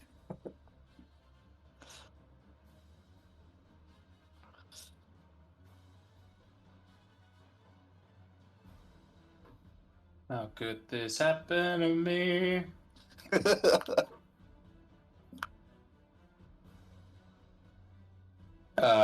Wedge is a level 14 fighter.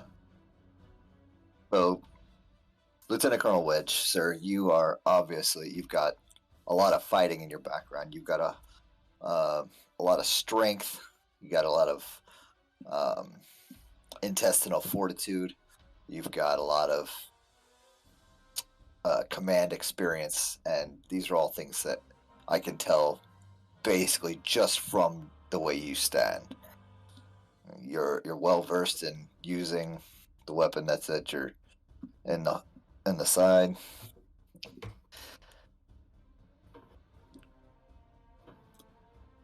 You have a commanding presence. I just keep on listing a couple of other things. I just feel like it's one of those things. It's like you have 7 creases on your hand, therefore that means that you worked at 7 o'clock this morning. Right. The calluses on your hand show me that, you wield your weapon with proficiency rather than in passing.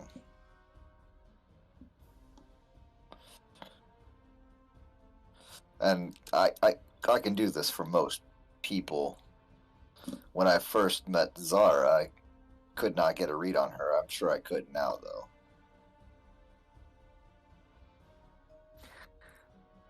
You keep your eyes to yourself, thief.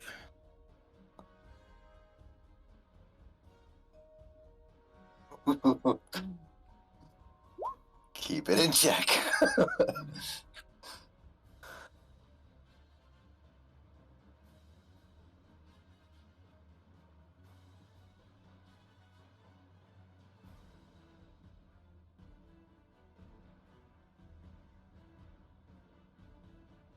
But yeah, that's all I do is I just take little things that you might not notice and compile them together with just make little notes about people.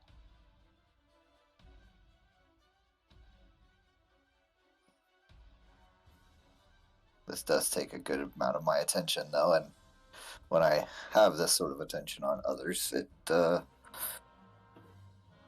leaves me more open to being targeted by somebody else.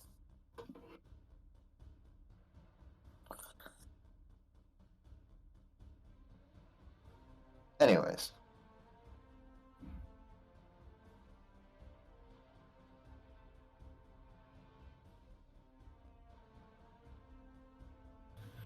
So, yeah, what I was trying to get at, I had gotten a good read on her before, met up with her shortly after, completely unable to get any sort of read on her again.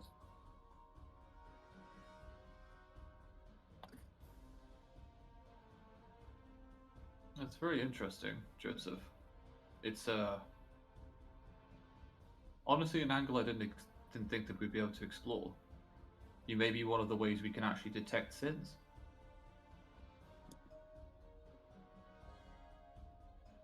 Unfortunately, when I tried to look at the sky, I don't know if any of you who are magically inclined were able to, but I couldn't actually see them properly with any kind of detection. You, on the other hand, can see their mortal avatars for what they are. It's a potential thing. This little yellow orb thing, does this have any more spots on it that are like Kumunch? What? The yellow orb, does it contain any more spots that are similar to what Kumunch was exuding? The orb itself isn't. The orb just shows on the map where the areas are. Okay. It's basically a way that we can see the global map. It's that. Okay. And then we have to use spells to try and detect stuff on it. Okay.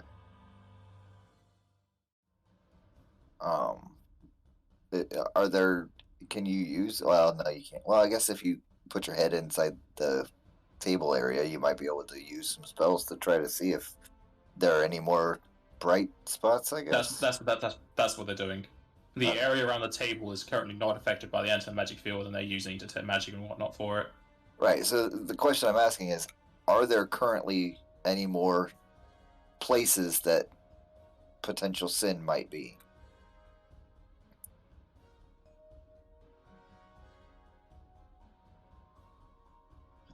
The reason I ask is because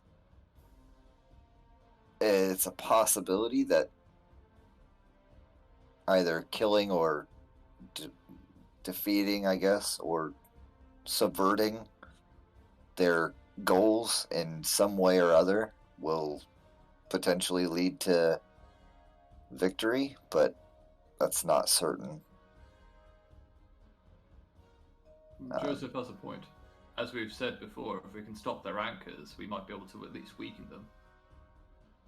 And we've got proof now, at least twice over, that death does not have to be the end of what's going on. Zara and Kumach are both still alive, and they are no longer exuding their auras of pride and gluttony.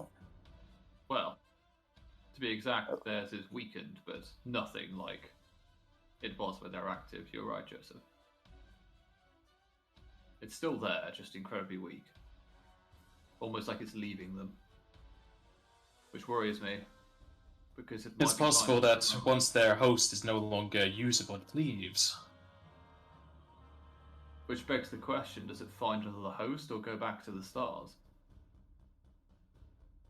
Well, as far as we've been able to deduce, the power just dissipates after its one wielder was finished with. Good. Hopefully it stays that way. Well then. At which point, Rigadas will pick up the orb again, as the light shafts will dart from the holes on it onto the map. However, with each one it shoots onto the map, you get a increasing sense of dread, as the first reveals another black circle, the next reveals a black circle. It continues on until the entire map is fully black. What does that mean? It means that, at least for what we're searching for, emotional energy has left this world. The spatterings of people unaffected don't make a mark on the map. No, it's like candle flames in a night sky. By all the gods. At my estimate, it's probably over 95% of the population affected. There's not that many casters, and if there are, there's not many that are very well experienced. Probably a couple thousand. In that case, we need guidance. Who can lead us to this thing, but potentially the gods themselves, or something of a similar power? Surely they can't stand by and allow that whatever is in the sky to usurp them. It'll depend on who is controlling these things, if it is a deity or a mortal. But if the world is in danger, if there's enough within the Pantheon who deem it, they'll just let it happen. But the mere fact that there's us standing around this table, there's a chance we can resist and bring down the things. Exactly. Even if there is a divine agreement for this, there must be a resistance faction. We might be able to use them, and as you say, who knows, it may be immortal, but who could wield such power? Or what? A dragon, maybe? We'll need to find someone with heavy ties to a deity. At least then we can have some form of contact with the ones above. If they were talked about in Minerva's book, should we start with that then? It would seem so.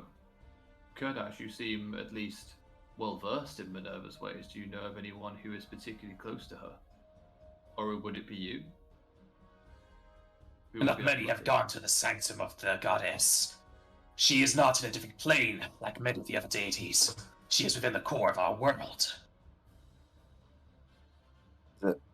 Is it possible we could just go see her? It would be extremely difficult, Joseph, but it's plausible if she wishes us to see her. You'd need some very high-level magic to even penetrate whatever defenses she may have set up. Either that or find someone who's talked to her before. I've spoken to her a few times, but no in recent years.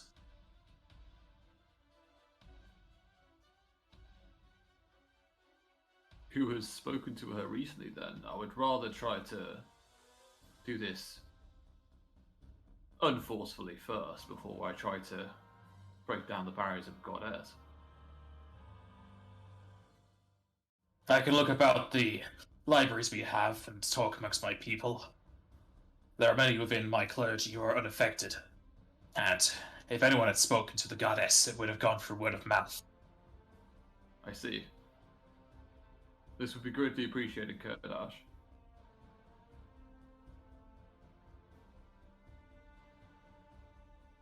As you are talking amongst yourselves about someone who's had talks with a deity, or at least ones they've met Minerva before, the window to the east kind of flaps open with its curtains, a cold breeze coming in, though you would remember that the wind had stopped.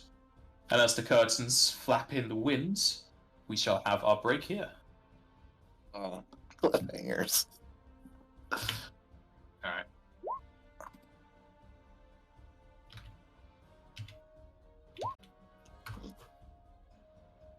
Now we'll be right back. Same. As the wind pushes aside the curtains of the open window, you will hear a crack of thunder in the sky. Even though that was previously a prelude to a rather long battle between yourselves and Gluttony, instead, a stroke of lightning comes alongside that loud, thunderous roar. The lightning arcs down and then bends inwards as it blasts through the open window. Sparking and becoming chaotic and broken up within the anti-magic field, it eventually lands on the table. Burning and singeing the wood, it leaves in its place a kneeling man. Is it Axel? Hey, it's Axel. Oh god. Ah, I wasn't expecting an anti-magic field here. Welcome everybody to my presence. How's everything going? You're certainly more full of yourself than the last time that we met. Well, I've got to get into the mood of all these sins going about, right? You told me it's all about emotion. Gotta throw it all out. Make sure they can't get into me. Yeah, how you doing anyway, Joseph? I'm You're a bit alright. shorter. You're on a table. And That'll a map. explain it. Oh, sorry about that. I kind of had to find a place to land, and this was the only place that wasn't stopping me.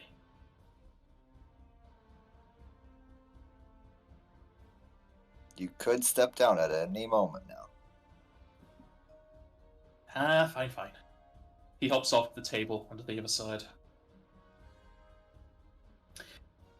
Wedge. I looked around Ivan Breus. It's the same over there. Dunce's all about. My contact over in Aether Condenser also confirms that area.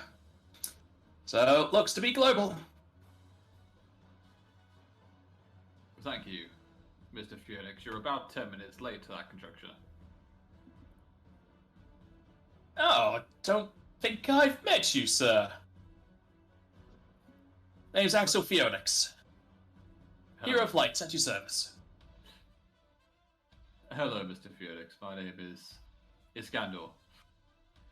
I'm a Archmage working for the Nifel government. I've heard much about you. Well, it's nice to meet you, Iskandar. You any progress towards what's going on? So, not as much as I'd like, but so. We've managed to find that at least it's a, as you say, global phenomenon, that it's being caused by the sin powers which are in orbit. Potentially, relating to Minerva and her 7 divine weapons of the apocalypse. Our thoughts are maybe they're being controlled by someone else, and thus have almost overloaded and are acting out. We're hoping to meet the goddess or someone at least with a recent contact. I suppose you, as a hero of light, may know one of these people, or be one. I've not had any chats with Minerva in particular, though I've spoken to Rama quite a few times. He is my sponsor, as it was. Does he know anything of this then? I've not talked to him about this at all yet, no. I could try and contact him, but normally requires a few items to do so. I see. It would be worth doing so. Rama doesn't strike me as the type to inflict this kind of thing on the world. Especially if he's sponsoring you. He may have some dealings with it. There are times where he does wish the world was reset at times, seeing how people misuse magic and knowledge.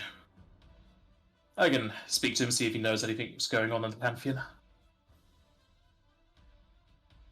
Specifically, if you do get a chance to ask him, you should ask him about Kefka's movements, if he knows anything. I think we, myself and Leonard, my trusted hero bodyguard, Askeda will try and look proud of this.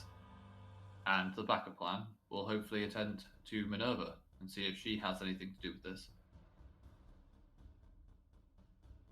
I'm unsure if Rama would be able to get much information on Kefka. He is a greater god, and Rama is only a lesser. They don't tend to be able to spy on the uppers. Very true. I can see if there's any whispers about. And if there is a global scale event happening and us mortals aren't able to deal with it, deity should be next in line to, deal with it. Indeed. When I was first named a hero of light, I was informed by Rama that the gods can't intervene themselves. They have to have others do their bidding. One of their rules they've got situated up there. Which is what I think may be the case here. These arch sins, or whatever they may be, weapons of Minerva, if they have grown in power, they may be smaller deities themselves, or even greater ones, but they can't directly come here. Just like the normal deities can't. They have to have champions, warriors of light, or sin, in this case, to take out their bidding. And if we can stop them, we can stop at least their main influence. I don't think there's any other heroes of light. When I was speaking with Rama in my inauguration, he said I would know a hero of light whenever I was in their presence, and I've never met any others. They're either dead or in hiding, or retirement. But it's a shame we could do with them. What does it take to become a hero of light? You need to have the sponsorship of a deity. They infuse you with a amount of their power, and that's mostly it. You've got to be good of heart and all that jazz, but there's a lot of steps along the way that I'm not exactly been told. I just knew I passed the test and was made one. Though your accolades are definitely stacking up. What, you've stopped 5 horrors now? That sounds about right.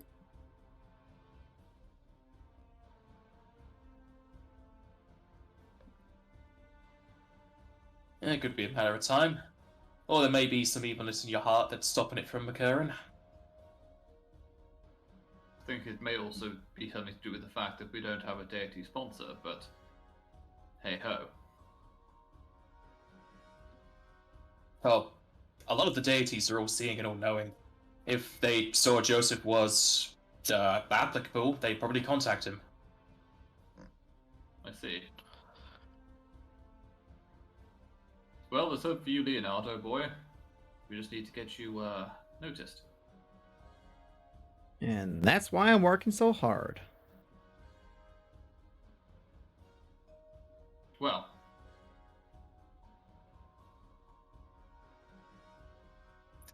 Well, I maybe have some sort of darkness in my heart. I doubt you'll find anything of the sort in Osa's heart, and she's already 5 up on you, so you still got a ways to go. I'm not hero material. Quite alright, backup plan. Leave the hero work to me. And obviously, the hero of light over there, Mr. Phoenix. Obviously, can't forget about you. What are your accomplishments again? I mean, my most recent, I saved a child from impending doom. Reunited her with her father. Okay. Hey, little steps at a time. It's always some of the best little jobs which make a big difference. Gotta take the Everyone little has to start- steps, we can take the big steps. Everyone has to start somewhere. Indeed. That's the spirit. Well then. While I appreciate your presence, Hero Phoenix, or Phoenix, sorry. This war council is to decide what to do, I think, with sins. I think we've decided that we need to investigate Minerva, and as you say, you can look into if any of the lesser gods, or if there's any whispers of the higher gods doing anything to do with the realm. Is it a lady, Elvan? Sorry, it's across the way. Ilara. Who? Alara? Yeah, Ilara. You mean That's it. Alfera? This. Oh, that's Lutia. Yeah, she's a The last female. name. Yeah. Oh, Laura, yeah, okay, sorry, that's what I was missing, yeah. She's a female Elvan. Okay. Lady Ilara, would you be so kind as to look into it as you want to Dre? I assume this is exactly the same there as well. Yes, the populace are a lot more mundane than usual. Though it does make the servants a lot more compliant.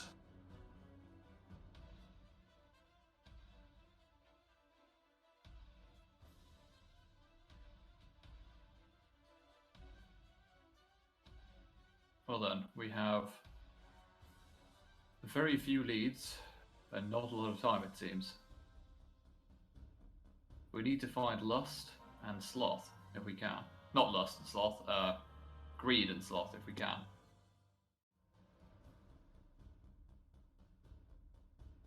Sounds like we got our work cut out for us. It'll be definitely a hard thing to do with our map out of commission. It was our main way of being able to find out where they erupted. We'll have to be working on word of mouth. With only a few thousand people out of this days, it'll be very hard to get word of mouth. Indeed. It'd be easier to spot any weird behavior that way, though. If most people are like that, then those who are acting upon a certain extremely strong emotion would stand out, right? It's Yes, true. it's just a matter of getting word of that around. Like, That's true. sloth is going to be very hard to find either way. They definitely blend in, though not many people here are slothful. They still go about their work. That's true. Would be those who are taking advantage of this all. Exactly. We've already apprehended some villains trying to pickpocket and burgle whilst this is all going on. Thankfully, there's not many of those that are unaffected. But nothing of the scale we're looking for. Not currently, no. I suppose we could make a large horde of gil akin to that of dragons. Maybe that would entice someone, but it's a case of where to put it. You raise a good point. What about if greed is a dragon? Well, all the people who have been affected were sentient beings, and dragons are among them, but not the civilized folk like Humes and Delvan and Aura. Maybe.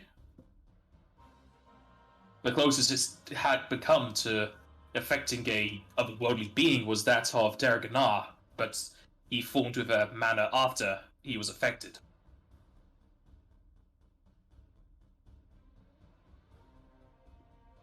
And that was generations ago. I suppose my query is to you, all good ladies and gentlemen, where do we start? The only direction that we personally have at this point in time seems to be to check out Minerva. We need a entrance at least to her trials or where her barrier is, if not a way for us to contact her via Kurdash, but that will take some time with what's going on, surely.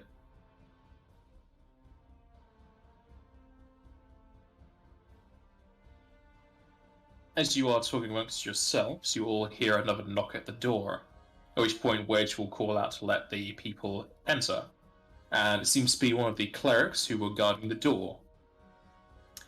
Sir, there is a message for an Rigdas. At which point the Magister will turn around and wave. Ah, yes, thank you. He then unceremoniously kind of flies atop the table as it's not within the anti-magic field. Ah, good, yes, I see. I can send... Ah, actually, we have backup plan here. We can send those. He speaks to himself as if he's receiving a sending. He then climbs off of the table back to the floor. Good news, or at least something we can go on. We've been able to capture one of those sin slimes you spoke of, Iskandar. There was one found off towards the east, attacking a group of people unaffected by this wave. Truly, you've managed to capture one intact. Well, only so many words can be sent over, but I've been told it's been moved over to one of our research huts out in the wilderness. We will need to teleport over there. Do you know its location? I can at the very least get something a bit more familiar from there, otherwise we run the risk of going too far. I can show you on the map where we need to go, but also I can just teleport us there. Oh, if you're happy to do so, Ringdas, I would appreciate it. So then, Joseph, Yes. Asa, shall we? Absolutely. Ready. Let us away. I'll see you guys later. Bye, Axel. You might want to step to the window before trying to lightning out of here again. Just From the table again. that's possible. I can only do so many of those a day. I'll have to talk amongst everyone here before I can do it again. It's been a pleasure. I hope to see you all soon in better times.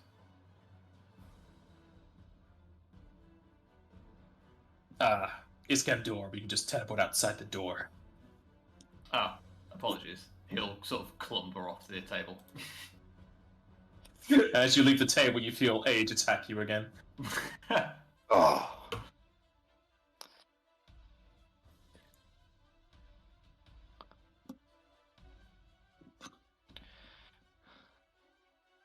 If one Leonard, you're coming with us. Of course I am. That wasn't a question. I'll call out to Waltharis with you. Would you mind checking in on the family? My wife is taken in by this illness, but the children are fine. I'll try and gather up everyone who's unaffected, yes.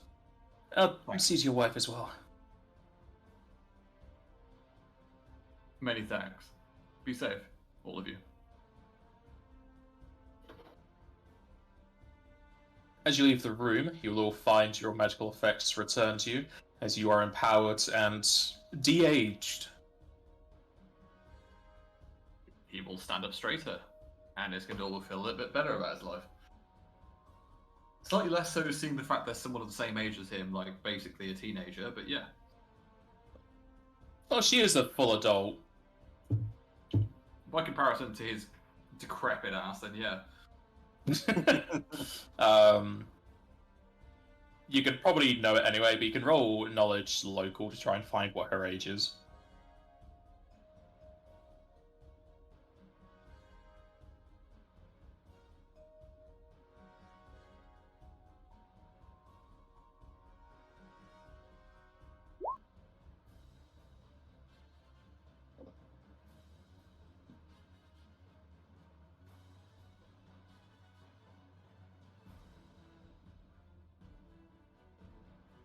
You would know that Lutia is 168, which would put her well into middle age.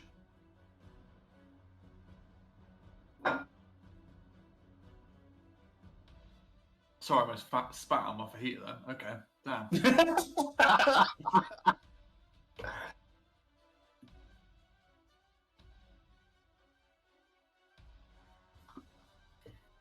As you leave the room, Ringdas will link up arms with you all as he teleports you away to the Experimentation Room.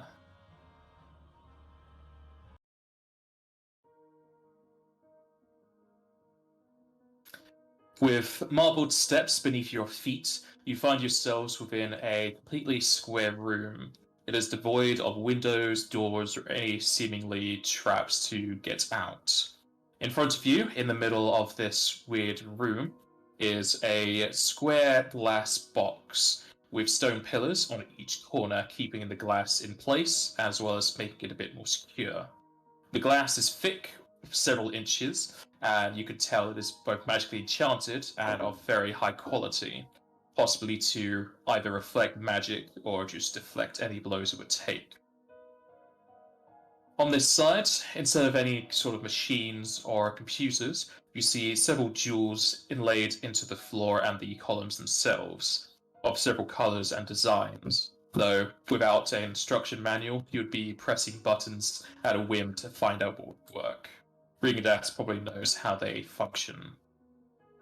As you look around, the walls are all smooth and of a purplish hue, and without any real indication, you're not too sure where you are. You're pretty sure you're still in the material plane, just not within Nefel right now. In the middle of the glass prison is a sin slime, seemingly unscathed, though it's very hard to tell with an ooze as it just kind of formulates all around. Noticing you all teleport in here, it kind of jumps up with joy as its jaw opens and it rams its head into the glass pane. A loud thud is heard as the mirror kind of vibrates, leaving a black smudge across it as the slime falls back down, seemingly annoyed that it's not able to jump and grab at you. Fascinating. Ugly little beastie, isn't it? It's definitely not something I would keep as a pet, no.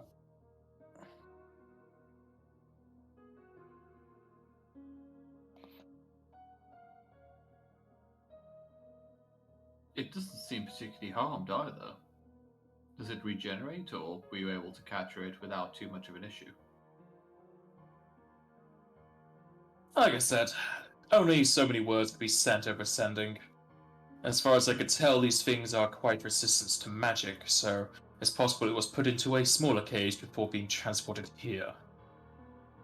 Indeed, we found in our fight the physical devices were harder to harm it. Magic worked to a degree, but it has quite the resistance to spells.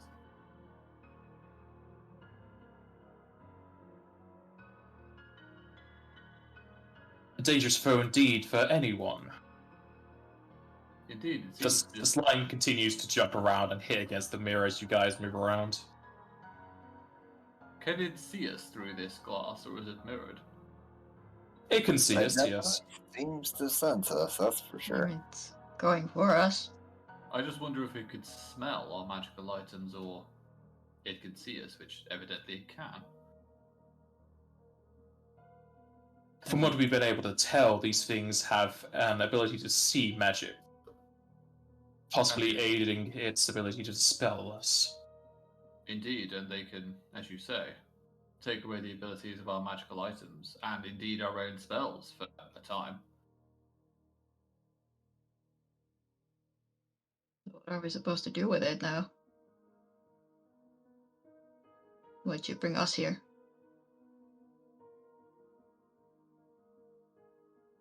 A theory, call it. But do you notice anything about it? Its color? Not going after you. Indeed. Yes. It's seemingly targeting you specifically. I'm not affected by this wave, I have my emotions, but it doesn't seem to care. It wants us. So Why? why do we link to the sins? Do we have an emotional Um, level that's different to yours? We faced the sins. Been in direct contact with one of them at least. It's possible whatever master it has knows of your presence and has asked them to deal with you specifically. Iskandar, when you checked us back in Stone Shore and you said we have like a protection against this thing. Is it something similar that Rikindas has? I'll have a look at Ringdas because the only other people I've seen with the full protection have been Yeah, excellent. we've only seen people Yeah. or you've seen people in the Stone Shore. I'll have a look at Ringdas now. I can actually use detect magic. As you look over Look at Regan that Das, slide as well while you're looking. as you look over Regan Das, you can see his body has its full color and it has the same kind of invisible silhouette around him, and the black dust is still trying to attack him. He looks pretty much the exact same as you guys. There's no change in terms of how he looks in his aura. I think this may be different, almost a personal attack. It can still sense me even though I'm trying to stay out of its line of sight. It It's does possible have- your magical items are betraying your presence. That's true. Can you get a good look at it, Iskandar? Can you see it with your magical senses? I could spend What's a your minute. elf eye see?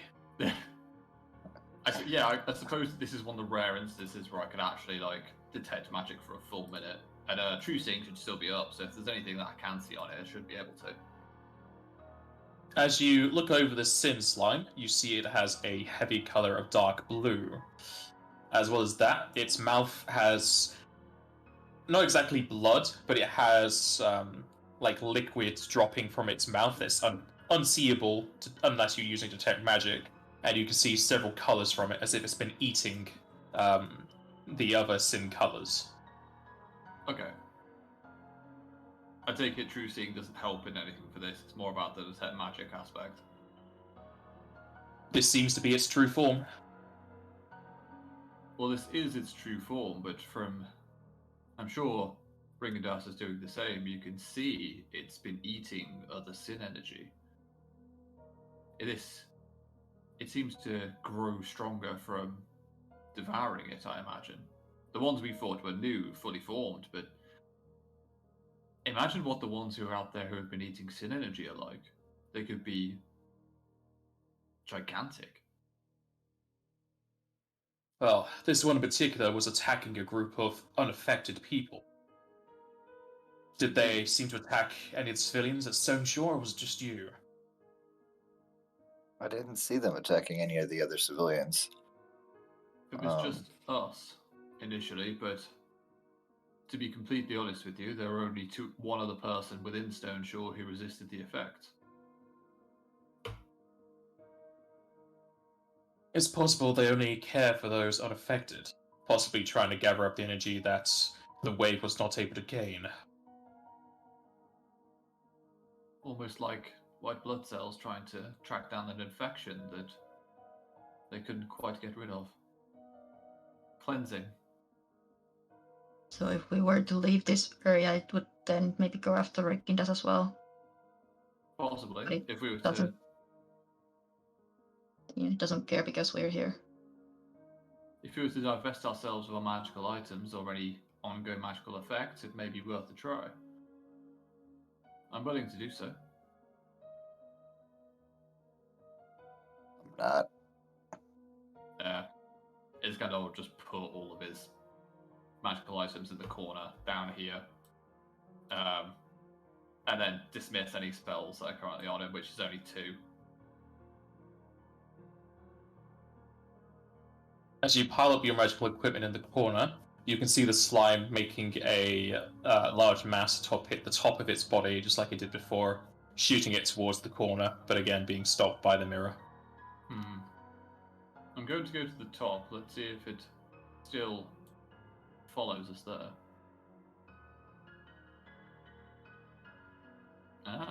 Looks like it's personal. Try to hide. I'll move to here. Do I need to roll stealth or anything? Yeah.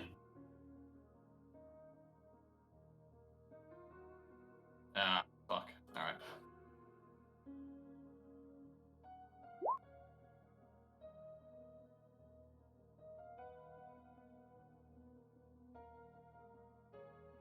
It hits against the stone pillar, as if it knows you're there still. While I'm no expert in the hiding arts, it still seems to know. Maybe it's because I have an innate magical ability.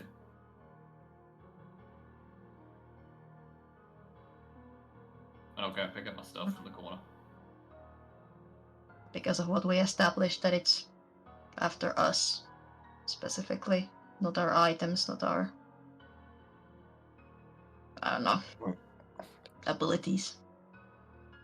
But why? We haven't even met each other before today. How could whatever this is see us as such a threat?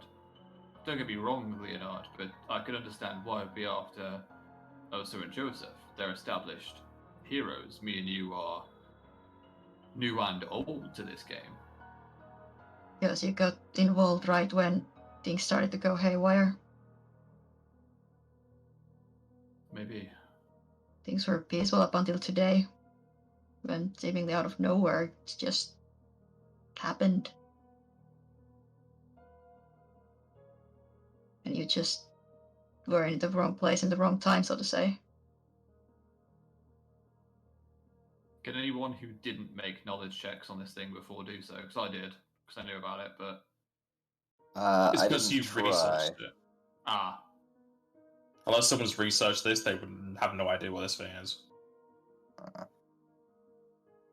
This sin slime, I wonder what can affect it. Surely if it was captured, it must have been weakened or magically restrained, but it knows we're here. Maybe it's like drops of a greater creature that have been rained over the world. You said when you looked at it, it had a color to it. A dark blue, yes. Very dark blue. And you said human gluttony was pink. So what's dark blue? Good question. There is like an aurora, isn't there, of the 7 sins? Because you can see it in the swirl. So does blue correspond to a particular sin at all? Dark blue corresponds to lust. It's lust. This one particularly has a lot of lust. Whether that's what it absorbed from those people or what it was born with, I don't know. Well, it certainly desires something about us. Or just us?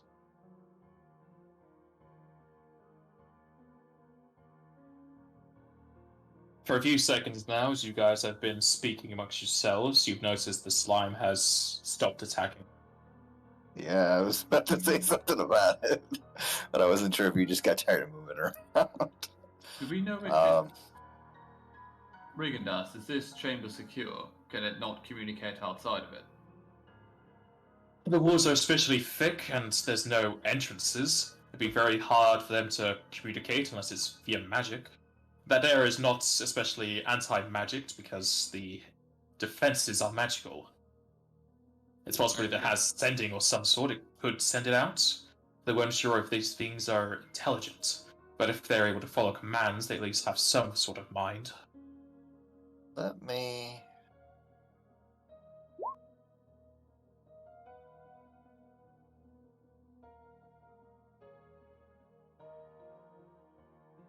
Alright, 1 second.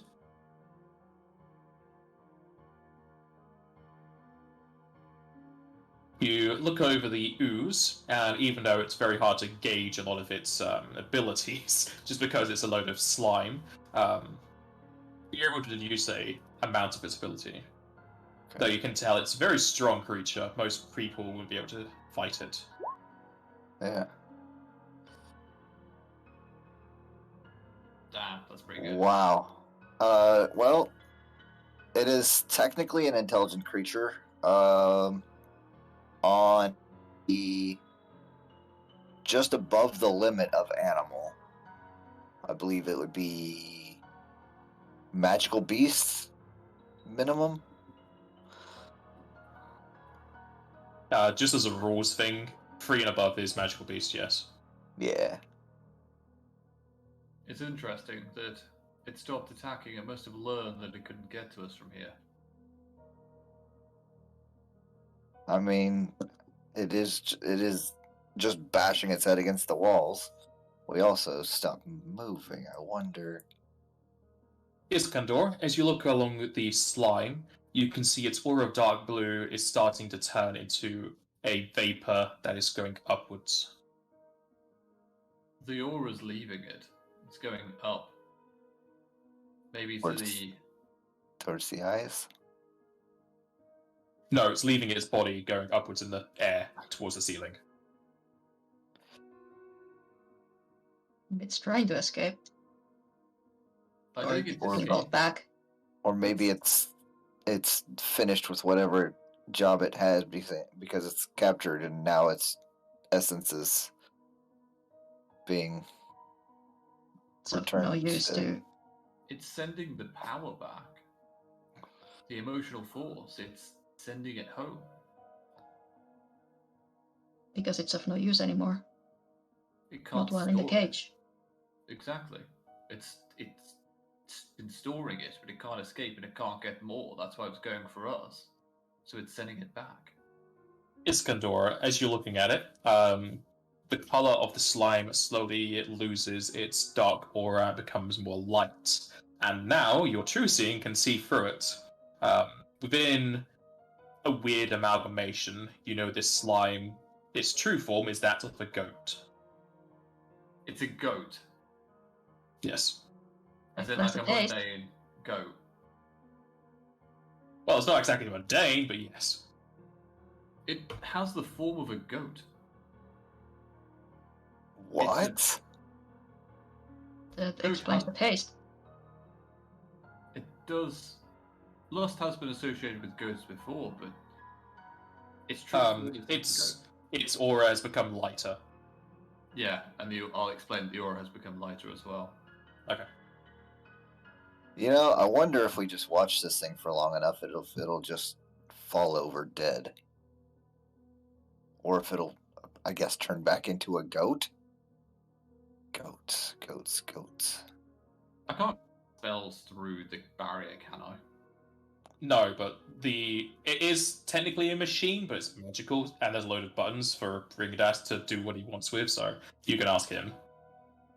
Regandas, can you dispel effects within this square? Yes, one of these is for dispelling effects within the cage. Do you wish me to do it? If you wouldn't mind, I'm curious as to whether to see if it will become a goat or not. Ringnest will place his hand on a jewel-like blue button. Pushing it inwards, you can see the cage start to vibrate a bit as a line of magic goes straight from the ceiling down to the center. Exploding outwards in kind of like a thin veil of white, it eradicates the magic within the cage. At which point, Iskandar, you can see that the colors around the mouth of the slime are torn apart and thrown across to the floor and the glass, but it can't leave or go anywhere. It's not destroyed, it's just taken away from the slime. The slime still stays as a slime, although you can see it's now just of a light blue color. Interesting. So is light blue different from dark blue? Or is it just faded version of the blue?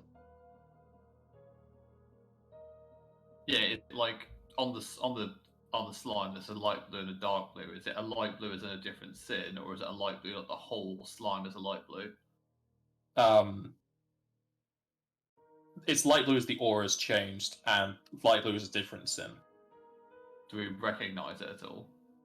You would when you were looking at the. Actually, no, you went from the map. You can roll knowledge religion because you also saw the book from Kodash. Give me that good roll, please. It's not bad. Not bad, he says, with a plus 24. You could become a professor with that kind of knowledge. Just with that, I can tell you all of the colors and all of the animal associations. Hopefully this copies properly. Slightly didn't, but hopefully this formatting stays. Okay, formatting didn't really stay, but it's there. Okay. And you'll know that light blue is the color for sloth, and generally they are corresponded with the animal of the goat. Ah.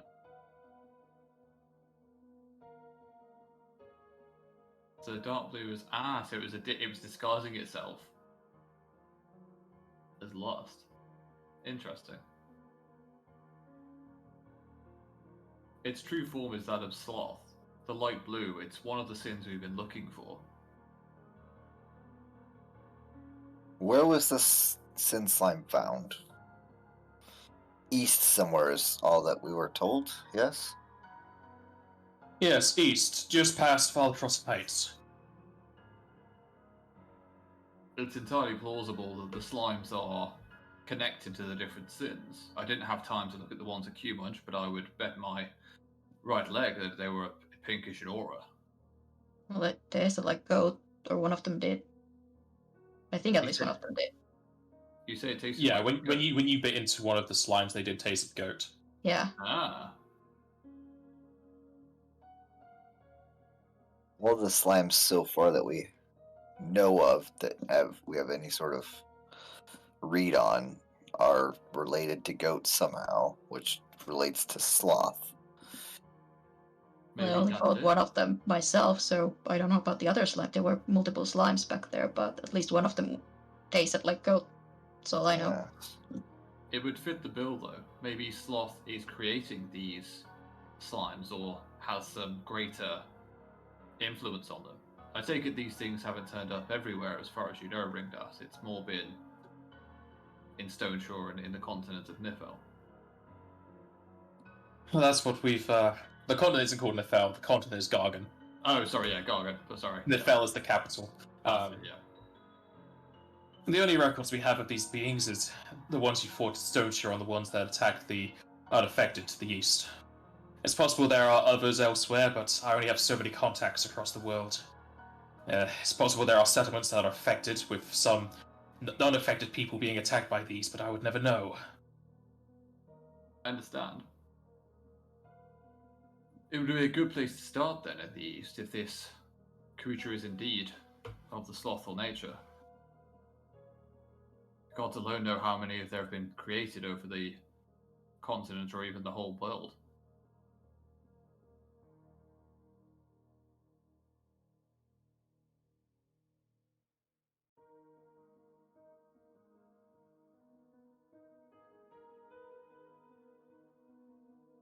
It's shrinking. Whoa. Does it look different under sight? The aura and the true form is still the same. It's getting smaller. It might be trying something. Be prepared. It could also just be out of essence and disappearing. Is it Is still there- leaving the essence? The essence has pretty much entirely left it. The spell kind of dispersed it everywhere, but it now only has the aura of light blue. Is there glass over the top, or is it just the sides? The ceiling is made of stone. The floor is made of metal. Oh, yeah, okay. And you try to mark it again to see if it's changed. It doesn't seem to have changed, at least from seems what the you can same. tell. Let me just go through my gigantic spell list. Give me 5 minutes. I have something for this, just let me read my book. Pause menu.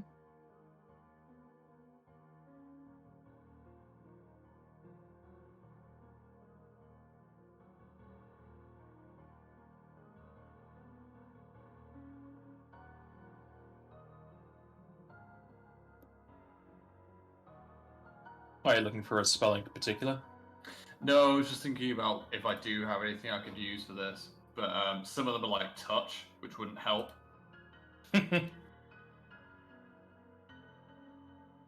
What I will do is use Tongue's Communal on everyone and see if we can communicate with it. Because if it's intelligent, it may have a language. That's true. It is barely intelligent enough to have a language. Whether it can speak that language is...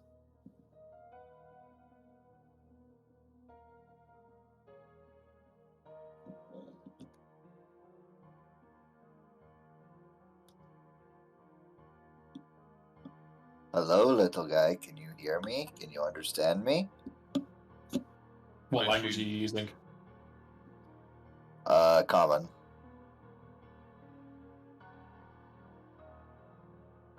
Several languages It- Lime uses, because Yeah, it does not respond to common.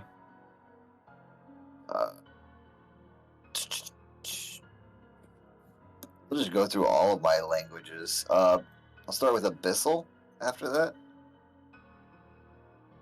It does not respond to Abyssal. Bunganese, Goblin, Rogadine, Galkan. Nope. Okay. Nothing for me. Any of those. Infernal. As you speak Celestial, the slime will turn its face towards Iskandor. What did the one that speak my voice say? What did it say? I couldn't hear you. He said, "What does the one who speaks my tongue mean?" And to be fair, you'll all understand what it just said. Because of Yeah. Tongue.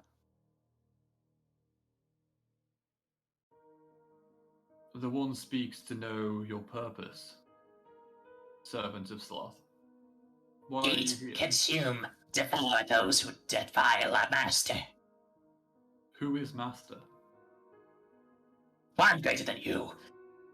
Tear down these walls. Give me name. Maybe I prostrate. Names, names, names. Joseph, Osa, Iskandar, Leonard. Who give you names? Give me shape, purpose, look. You find soon enough. Master, come. Is Master Sky? The master is stronger than the sky. Is Master from weapons? Is he one of the 7? Or she? The master is stronger than what you have at your hilt.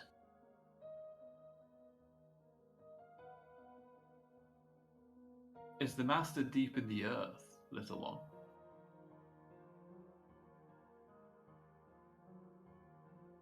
Rocks and mud do not confine master. Have you guys got other questions before I keep going? Yeah, I was gonna ask you to ask it. Why are you getting smaller? You'll see. You'll feel. Then you won't.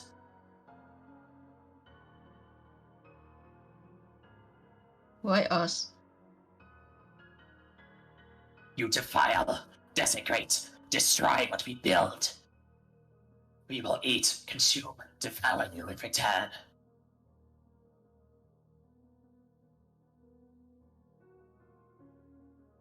I know we do, kind of points to herself and Joseph, but why those two?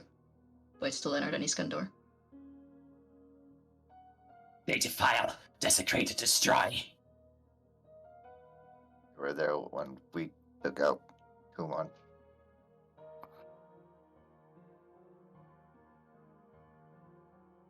Are you retaliation for the weapons that were broken before?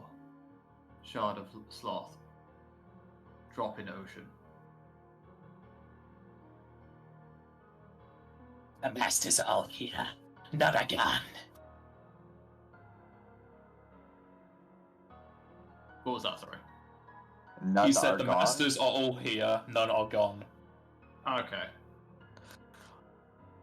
I thought you went Matt Mercer on us for a second. I was like, wait, what? I was scared there. Whoa, But- okay. But 5 are banished. You are alone, on losing side now. You cannot banish, that is all that is here. But it's true. You not know? You not see? Those biomechanics from your eyes make you blind. They're all here. The slime then not exactly points, but he looks around as you can see the colors all across the floor that you took off of him. See them. I see them. Your masters are emotions. The things in the sky. You are blind to the true form. Nothing is in the sky except the stars and the moon and the sun. Then I must see. If that's what you say, I must see. Whoever wants to question him, go for it. I probably know what I need to do now, and I'll need to get ready for it. How long until your masters take form here with us? Not long. Joseph starts casting a spell. Well, the slime is starting to bubble now. Okay. What spell is Joseph going to cast? I take it you're going to bring out a scroll. Yeah. For right now, though, I've only got one of these, so I'll just do that. That should help with a little bit. And if I've got time, I might bring out another scroll and get it ready. What's the duration on that? True Strike's like 8 round, I think. Yeah, before the end of Oh, the is next it? round. Yeah. Oh, That is very yeah. immediate. Okay, never mind that. That's silly. I won't do that. That's fine. Do you want to use a different spell instead of True Strike, or are you just going to wait? I will.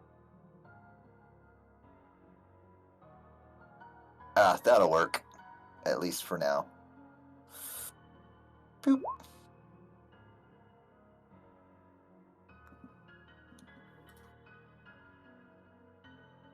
Alright, do you know how long that lasts?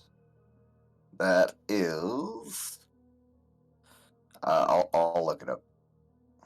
Okay, because if it's just a basic one, it's 3rd level, so 5 rounds? Or is it minutes? Or does it have extra rounds? I will let you know. I don't know off the top of my head. I should have. Yeah, Renew is 3 rounds plus 1 round per level, so 8 rounds. Jeez. Do you want something? Because I can probably give it to you. Hold on. How long does this one last?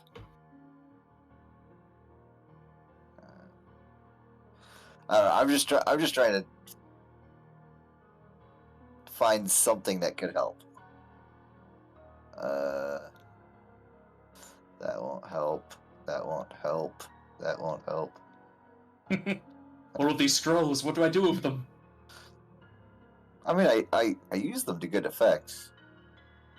Just not very many of them are long term.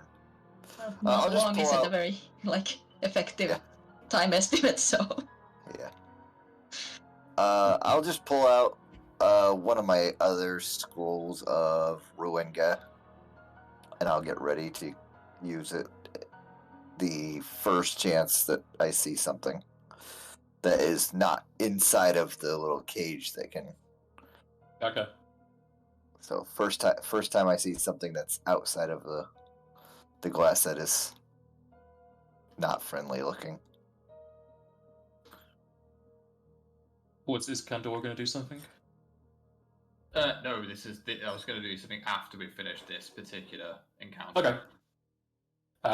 As the slime continues to boil, it quickly expands for a second, and then it explodes as if it was a pot of milk without a lid.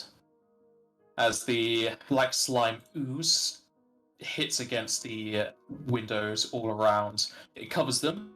It's black ooze as it begins to slide downwards. And then everybody needs to give me a fortitude save.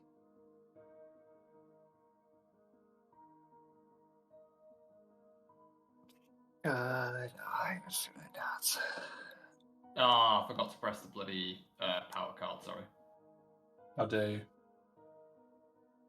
Hold on, I need to check something real quick before I decide. You make sure your items are on. No, I'm seeing what my check for that is. Okay. Plus, yeah, I'm gonna go ahead and use my last hero point before I roll this. Alright. Oh, nope. Apparently, I only had 2, so I can't do that. So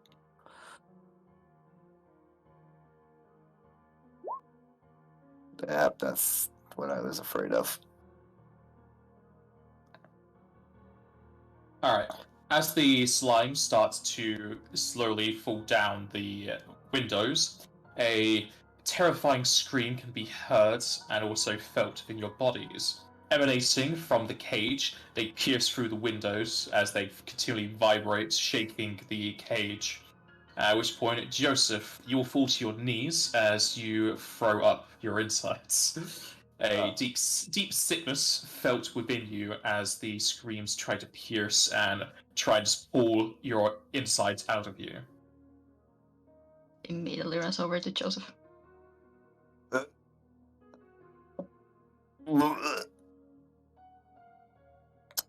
Other than just feeling sick, is there any other effects? You are currently nauseated. His candle will move over unless we're in initiative and cast a spell. You're not in initiative right now, no. He will slap a sooner on him. I assume that would get rid of that. You can try. I will attempt it. Whoosh. As you try to use a Zuna upon Joseph, it seems like the effect is high. I'm pretty sure this is the thing. That's not a Zuna, it's Basuna, isn't it? That's Asuna. Asuna. Esuna is 4th. What are you using? What? Yeah, you're using Esuna, that's the wrong spell. Oh. What's the 6th Esuna level? is a 4th and only works up to 3rd. Oh, yeah, I was trying for the 6th level one, sorry. Which is... That'd be Esuna Master. Greater? Yes! That one. Asuna Greater. Whoops. Let me just check, hold on. Sorry, Because Basuna is the max one, I'm pretty sure. Yeah, and Esuna Greater is 7th, so I don't know what you're getting is 6. What the fuck am I... Hold on. I think I Unless must have put Scholar gets a Asuna. different version? No, I think it's no, it's that is right. Hold on, I'm pressing the wrong bloody one. I think I was supposed to put Asuga, which is 6th. Esunaga? Yeah. So ignore that.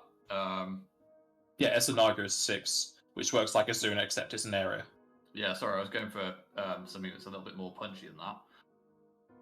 Yeah, so even though that's Esunaga, that'll only be up to 3rd level. So, in that case, I will put this on him. Sorry, so it's 1 more point.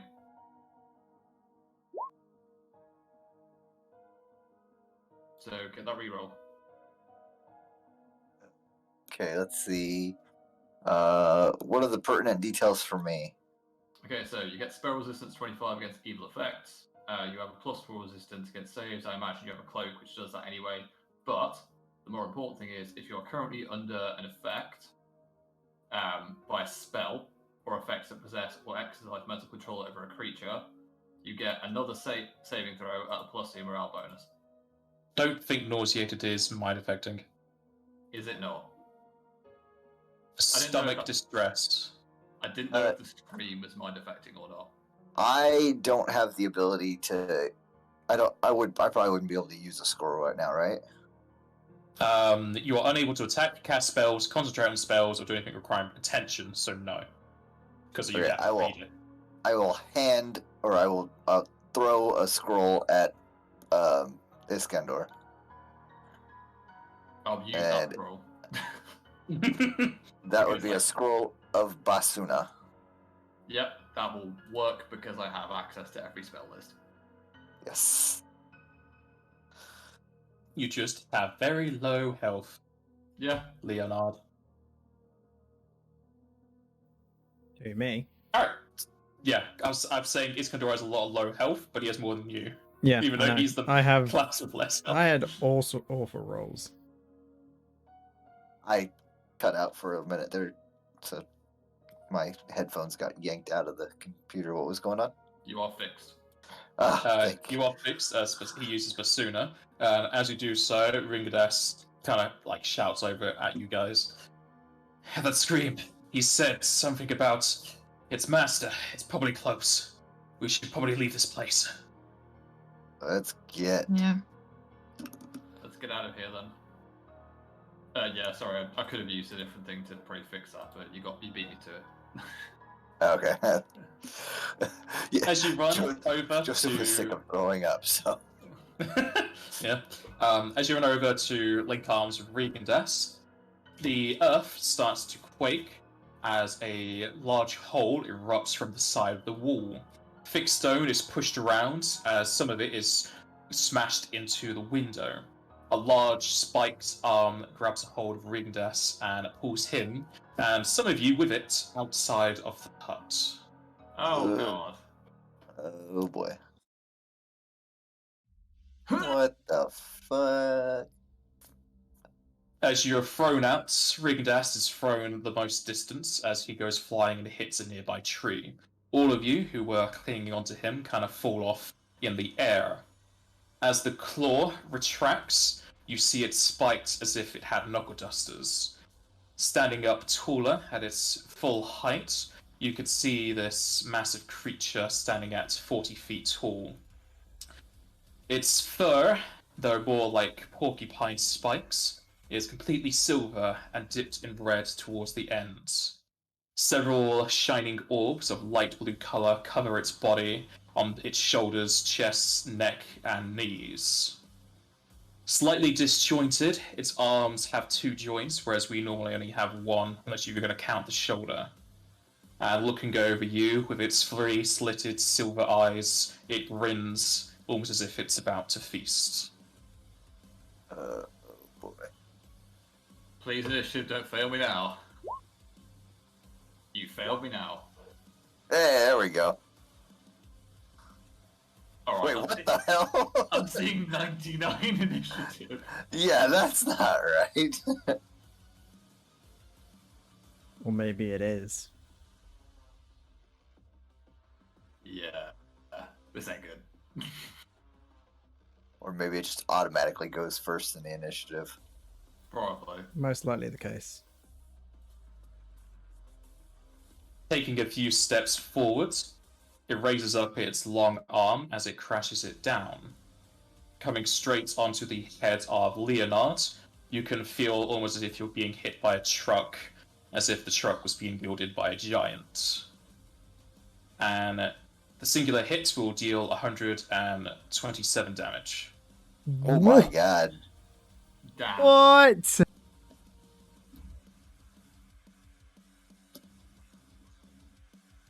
Joseph. Has it been a day Well. since we had that fight in Stone Shore yet? Probably not. Nope. Nope. No. It's been like 2 hours. Right, so my life material's not even back.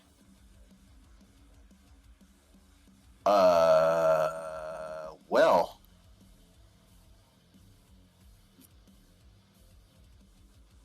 I have no idea what I could even do. Knowledges, maybe? Potentially, what knowledge would I need to use? This would be knowledge religion.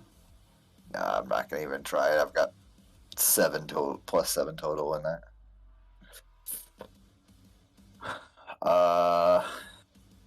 Well, I guess I did have a scroll ready. Oh no, that's bad. That would be a. Oh, Oh, I need a second roll. you need a second roll? Yeah, because it's identifying a creature. Oh, okay. Yeet. There we go. Better.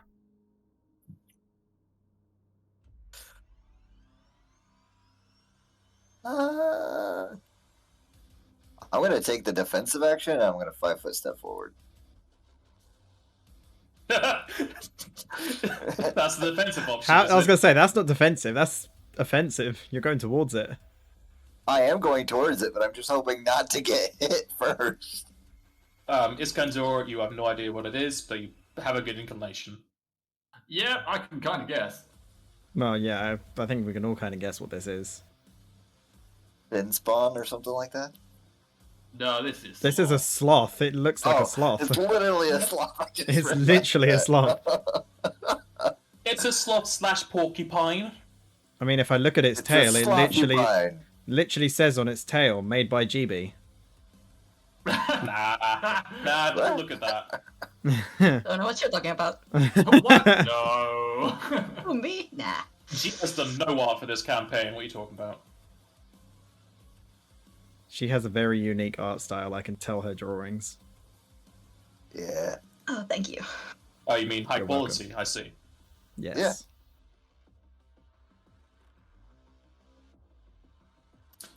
So what's Joseph going to do next? That's it. Oh, you're just doing a 5-foot step. That's it. Yeah, 5-foot step and defensive action. You mean full defense? Yes. Okay, full defense means you don't get your attack opportunities, but I don't think it's going to matter. No. Okay. Iskandar. Will 5-foot step backwards, use full cure on Leonard, because please don't die. Also, please don't attack of opportunity me. Please do it defensively. Do I? That's the real question. Yes. Yeah, fine. Fine. I can almost guarantee you he can hit you from there. Right, I need to change my casting stacks. It's a white mage spell then. 1 minute.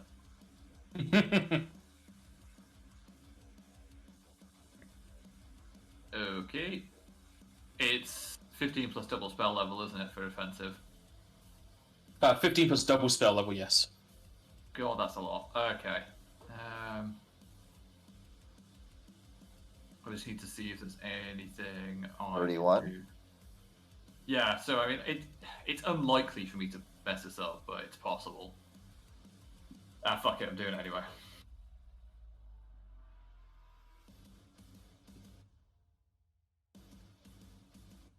Oh yeah, it's only 7th level. I can do this. Oh, well, that's So, 29. 29. Yeah. It's coming eventually.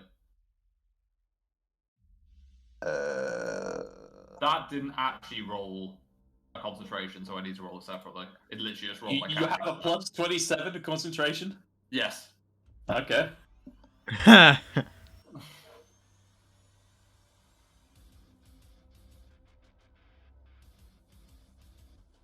Because I'm cast level 20 and intelligence 7. Yeah. Alright, you succeed in your defensive cast. Leonard, get that full Good. health. And swift action. I forgot I have those. I'll take the MP out in just a second, sorry. I will quicken cast. What is the range of that? That's creatures touched. Never mind.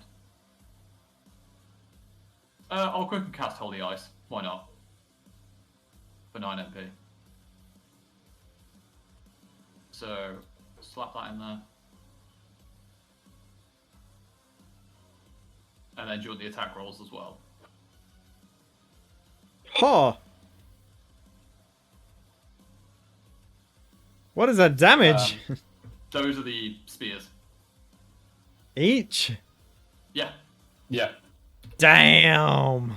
Yeah. Roll me the attack rolls. I've got an actual attack set up for this, so just ignore the damage if that's all right. Sure. Unless it's better, in which case please take the damage. Nah. So just real quick, you did already did you actually cast that holy aura thing on me earlier or no? Yes, I did. Okay, so I do have 25 spell resistance and whatever. Yeah, so ignore the damage. It's just the attack rolls, sorry, which are terrible. Jesus. Damn. And I Yeah, thought no, I had a it's lot not- of attacks. I They're guess actually not. that impressive. Yeah, you Yeah, also added in all of the damages in each one. I don't know why it's doing that. It shouldn't be. But yes, I'll take that out. Your third one will hit and it'll do no damage. Okay. Wow. How do I take out the damage on each one? Oh yeah, I see it. Okay, so potentially holy resistance? Well, they seem to be celestial beings of some type. Well, now we know that. I mean, Leo's they're gotta the letters of Minerva. hold his turn till after Osa. Yeah, man, let me shield go first, right? Look at her health compared to mine. Yes, the one that can't die. I should have let you live Yeah. before I healed you. Sorry. No, it's fine, don't worry. Um. I'm sure my health will get that low Wow. again. Okay. Sure. You got We're 20 gonna- slide, Joseph, by the way. Oh, you're right. I just We're just gonna straight up frenzy. Like, right from the get go. No messing around. She is terrified. Affect everyone, but it's rounds per level actually. So I mean, I'm pretty sure this is the biggest thing we've faced. Or was Leviathan bigger? I can't remember. Leviathan was slightly Si- smaller. I mean, size-wise, we did technically fight an entire house, so... Well, yeah, that's a point. Well, you guys did, I didn't. That's true. Well, I shit. could step up and full attack with Valkyrie from throwing my weapon. Or shards of it. See how it is, not I charging did this in. right. Guess I'm the one that's got to charge. Does the Not sharding really. throwing still provoke? I don't know. Probably. It's just, I mean, if it...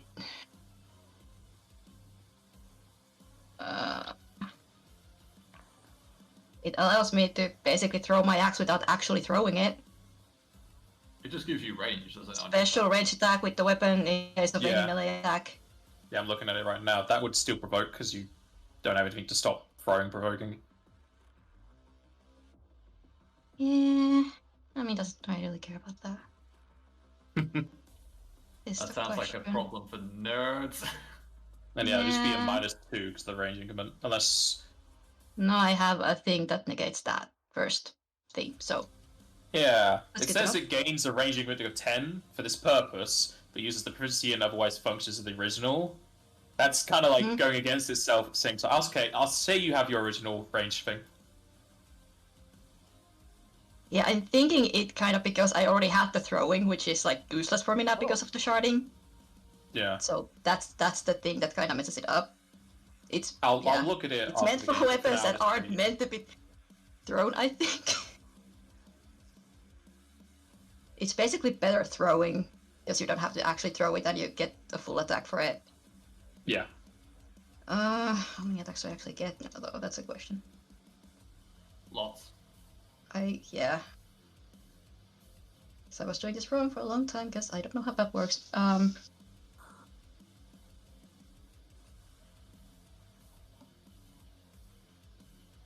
I get, yeah, 4 plus frenzy. So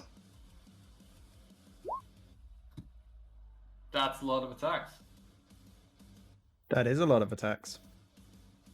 That's a lot of crit confirm, which probably isn't going to confirm. other one crits. The rest are kind of terrible except for frenzy.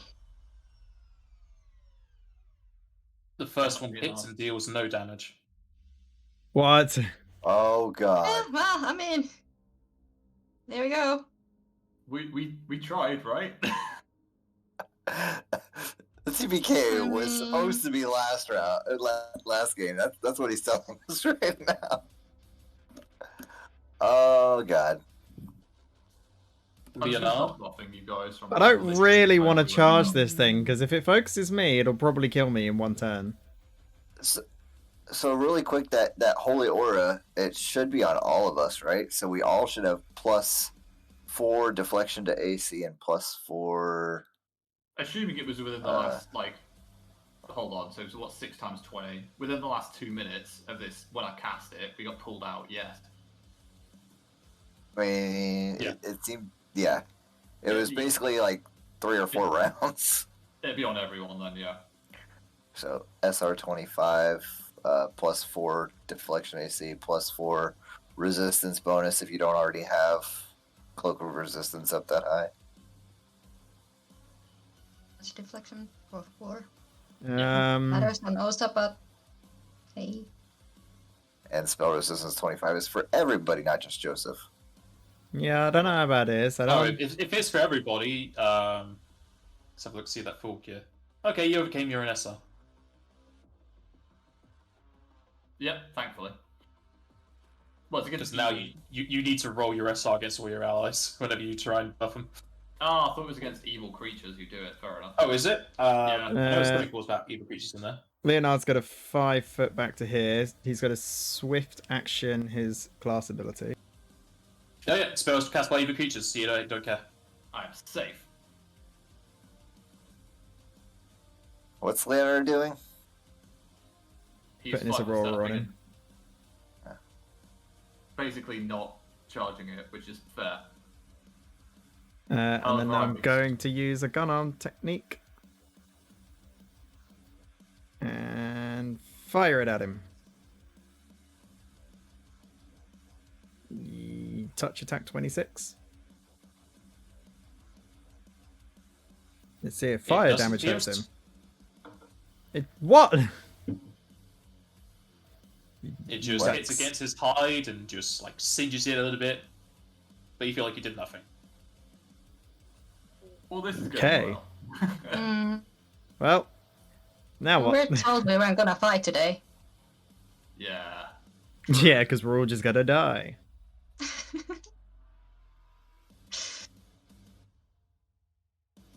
Oh, The boy. creature will whirl back its fists as it punches it forward.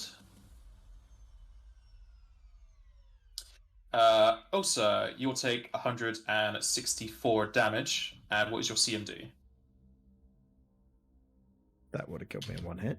I'm not gonna bother with the armor because I'm pretty sure it's not gonna take that damage. How much did you say it take? 164. 164. I'm gonna just write that really quick because I need to calculate that. My CMD is a 34.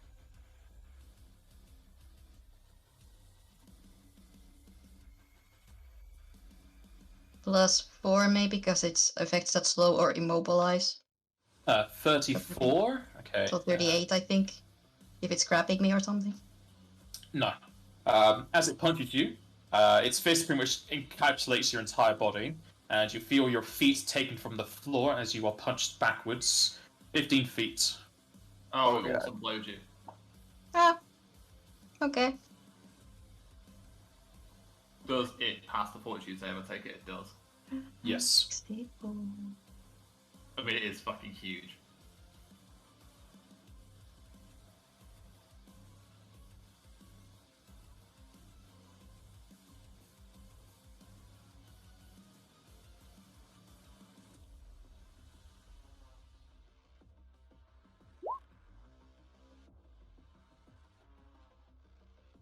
Rigdask crawls his way over into the battlefield. His body is very blackened over, even though he's already a dark-scaled aura.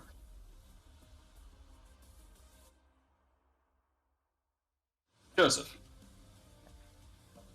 Another 5 foot step forward.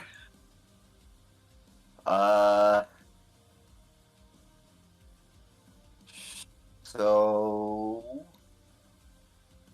If I held my turn, would my turn action be behind Osa now? Oh, it is, because There you go. I did the new initiative, so it changed. I changed my number. I feel like if this thing's gonna try to hit me, it's gonna hit me whether I got a +6 or not. So I'm gonna try to do this. Oh, maybe.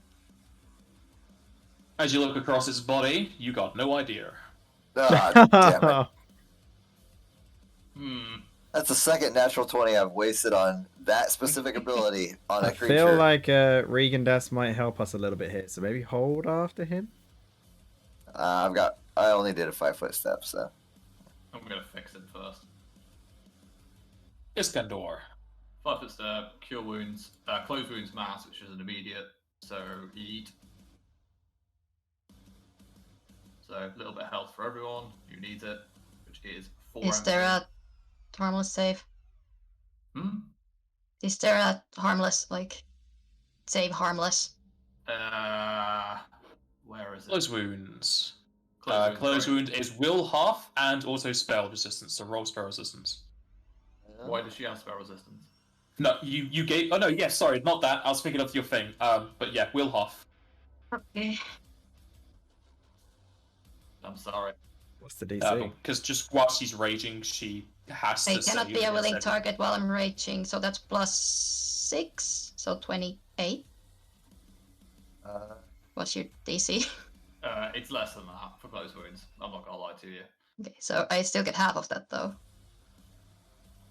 Alrighty then. So And 19. then- Wait, no. Wait, yes. That'd be Right. 29. You have the square 29. brackets weirdly in there, so it'd be 14. Yeah. Wait, why I'm do I have moving. square brackets in there weirdly? What? Because you have 9 plus 20. That would be why then. Yeah, square brackets maybe on the other side. I put these in as a bit of a frenzy in all honesty. Yeah, that's fine. As long as we understand. And I can't think of a swift action spell to use, so does Rigadas look a little bit less messed up at the very least? He almost died. Alright, so that helps. I'm gonna 5-foot step back. But yeah, that can heal Ring Das, and he doesn't have. Well, you would need to roll SR for him because he does have SR. Oh, it should be in there already. It's not. There's spell failure for some reason. Oh, it's because I haven't put in that. Yeah, harmless. Yeah, that's it. Apologies. Right, so cast level check +2. Yeet. Yep, I think I made it. All right, you heal him. So he gets that, and then I'm going to attempt something. Iskandar, we need to leave. Well, get to me then, and I'll prepare spend space and time and space for when everyone gets to me. You mean ready? Yes, that even. Sorry, you know what I mean. Okay.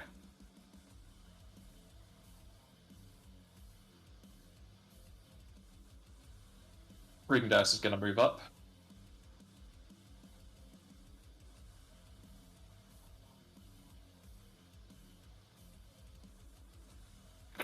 Let's see if this would work on you.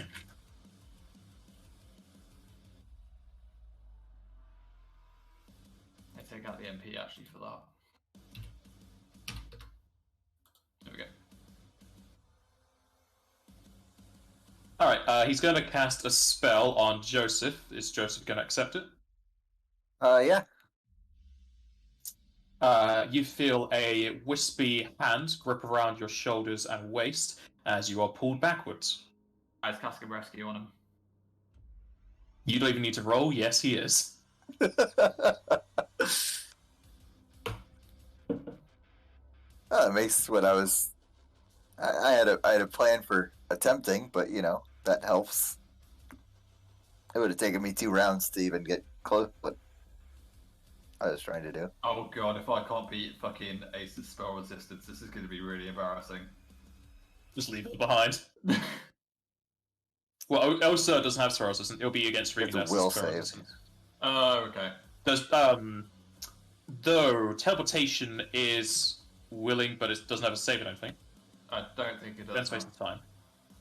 Nope, that's not what I wanted. If not, I can buff to the point where... Bend space and time has no save unless you're in... Oh no! Will negates. Because... Right, I'll have to pull some shit It for that then. says none, but object? Yeah, I got like SR non, but then object, so it doesn't really make sense. Yeah, it says no, and I guess the will and the yes is if you're not willing. Okay, so if you're not willing, I'll still do my exploit stuff to try and... Yeah, it's weird. We'll say she doesn't have to, because I think it might just be for objects. Like, the objects get a save, but... If not, I can increase the DC and also force a rerolls. I can drop my rage, because I was gonna do that anyway. Okay. She sees everyone grouping up, she knows she's not doing jack shit to this thing. They're not gonna survive this, she's gonna move over here No. and drop her rage, because that I can just do. But I can't do anything about her frenzy because I took way too much damage for that will save. Is the frenzy the one that gives you the spell resistance? No, it's rage. Ah, okay. It's not spell resistance. It's just can't be a willing target. It's, yeah, I cannot be. I get plus to my saves, and I can't be a willing target when I'm raging, because things use magic way too much in here. Alright, cool. But let's say I'll drop it at the end of my turn. So Leonard. Leonard? I need you, like... Leonard is gonna clap his shoes together to activate haste. And run around.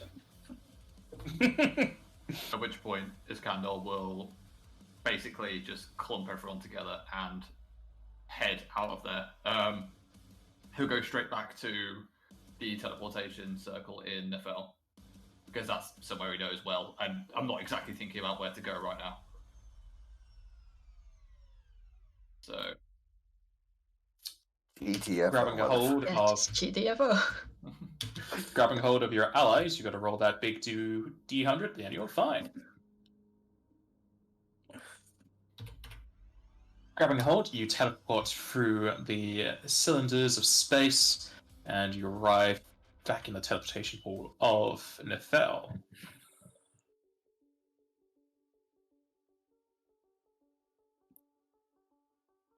By gods, I've never used so much mana in the last 24 hours. Are you all okay? If there's anyone hurt, like Ringdas, I'll heal him now. In fact, I'll just drop Cure Life, full Cure Mass, because fuck it. Enjoy. I was not expecting the weapon to appear. I didn't think it would do anything. Kurdish seemed to be just a raving cleric. That's a weapon. You recognize it. Yes, that would be the weapon of sloth. I read through his book before.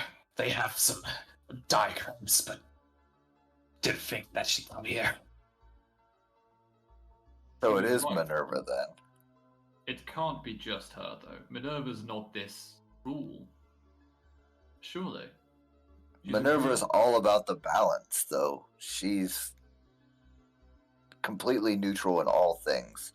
If she feels like the balance has been shifted too far, a fresh start would be perfectly within her wheelhouse.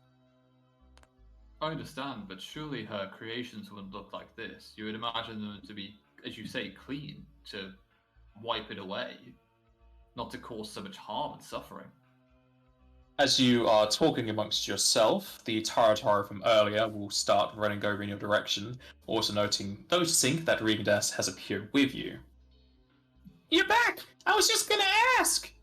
And as they are speaking, you see a flash of light blue appear behind the small creature. A wave of wind erupts as a creature apparates behind the Tarataru. Oh god.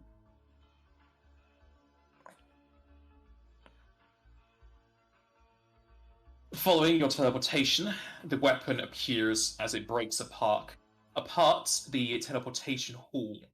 Bricks and mortar go flying as the building starts to crumble, and a wide wave of the weapon's arm catches the Taro backhandedly and squashes it into a mulch of red against the wall.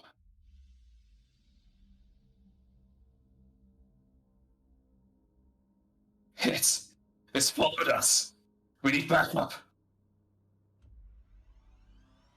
We're already here. We're just a plan.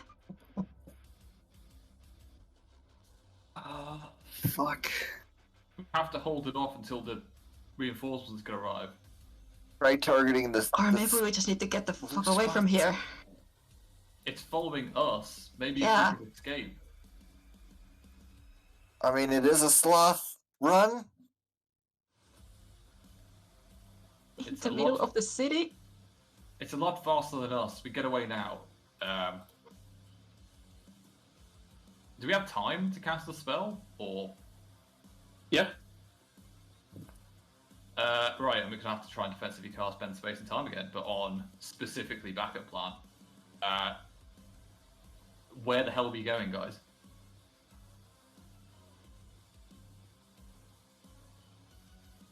Where there's as few people as possible. The mansion. Wait, you want to take this thing to a Darragonar Manor. Okay, I know that. Would you say I'm familiar with it from the reading, or no? Let's have a look see at that table.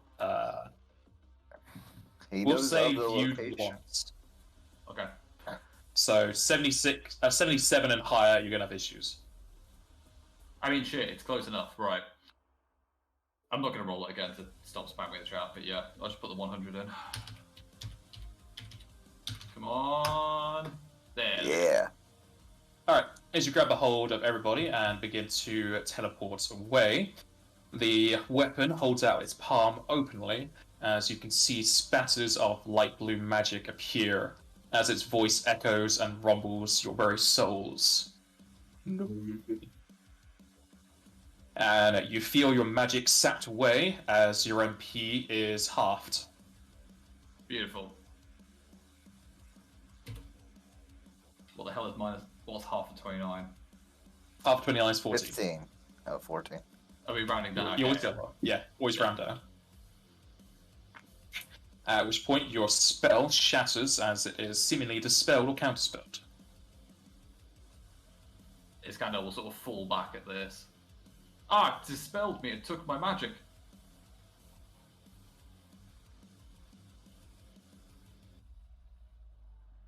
Leo kind of looked towards Regan Dust like, you got any other ideas we can use? I don't know. If we can't flee with magic, we'll have to use our legs. It's so large. If we Joseph flee will within the grab city, Oza's we're gonna hand be. And I will just start running. If we flee within the city, we're gonna be putting the citizen at risk. There's no help for it. I'm already leaving. Joseph is gone. Just a puff of smoke is where he used to No, be. I did say I grabbed Osa's hand and I start running. I'll Yeah, cast I- a sticker on it then, because we'll be in range for that. And yeet. If it doesn't Is- dispel you again. Is Leonard running as well? What did his candor say he was doing? Gonna try and Haste cast Digger. Haste Digger, just to make it move faster. Then yes, but he'll stick by his candor side. I'm really fast, by the way. I've still got haste on. You're faster than me, but I've still got haste on.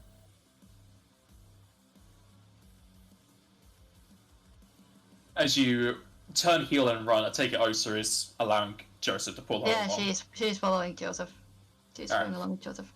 As you turn tail and run, you get through the open doors that were just erupted by the teleportation of the weapon. The Rigdes, trailing behind, is grabbed by the weapon. As you can see here, he is brought up on high. Leaving the doorway, you can hear a single crush and then the dropping of a wooden staff to the floor. Oh, damn. Ah, Regan Dash, you hold fool. Now in the city streets, it seems no one has any rush to run away as they all slowly walk away from the teleportation hall. And we're in District 3, right? You've been Or- Sector 1. Oh, Sector 1. Okay, yeah. Yeah, you've been District 2 of Sector 1. Shit.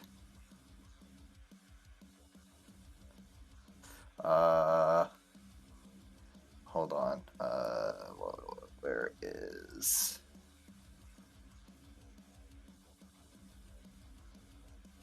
Dead Sector is it 5 or 6? It's 6, right? Dead Sector is Sector 6. I will head directly towards Sector 6. It's the fastest way to the fewest population.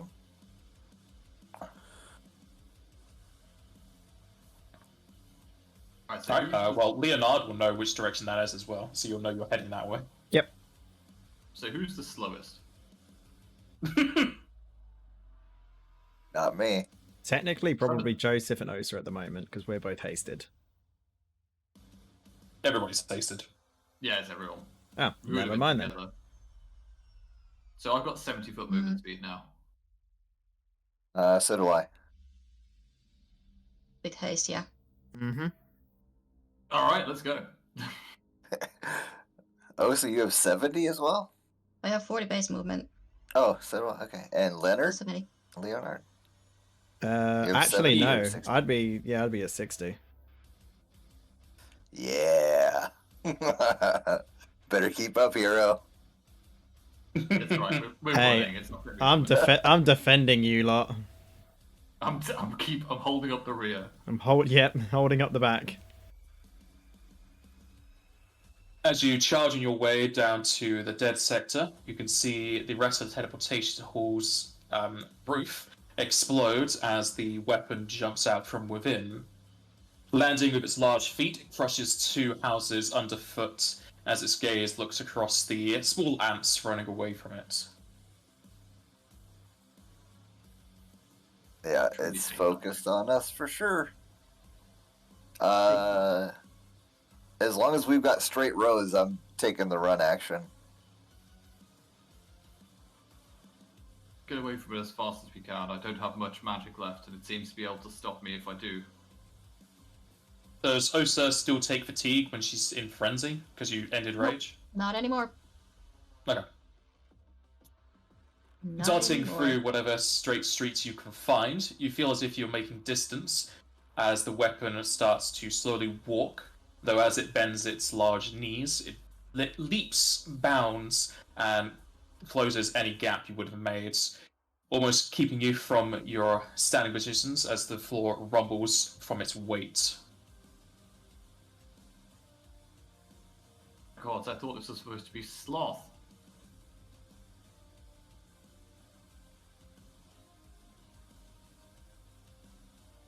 The wall dividing Sector 1 and 6 gets ever larger as you approach the large doors leading into it. However, you all feel a wave of wind coming from in front of you and then pushed behind you, as if being sucked in. Those with eyes, which is all of you, who look behind can see that a magical orb of light blue is forming in front of the weapon's chest. Oh no.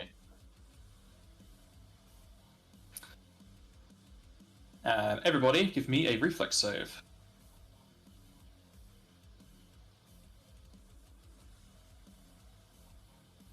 Damn it, I was going to do a thing, but I can't.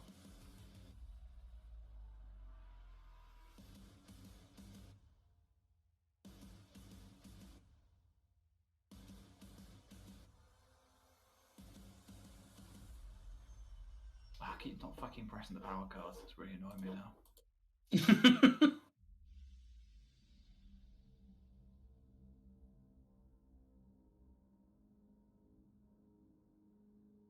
Okay. The large orb expands, and then it shoots a silvery beam of energy forwards, crashing into the middle portion of the wall that divides the sectors, and then crushing down as it cuts it almost in half vertically. The beam continues downwards as it cuts into the earth itself, creating a chasm. Beneath it, magma starts to pool up as it digs almost to the core of the world. And as it drags across the floor, Osa and Leonard are hit with its incredible energies.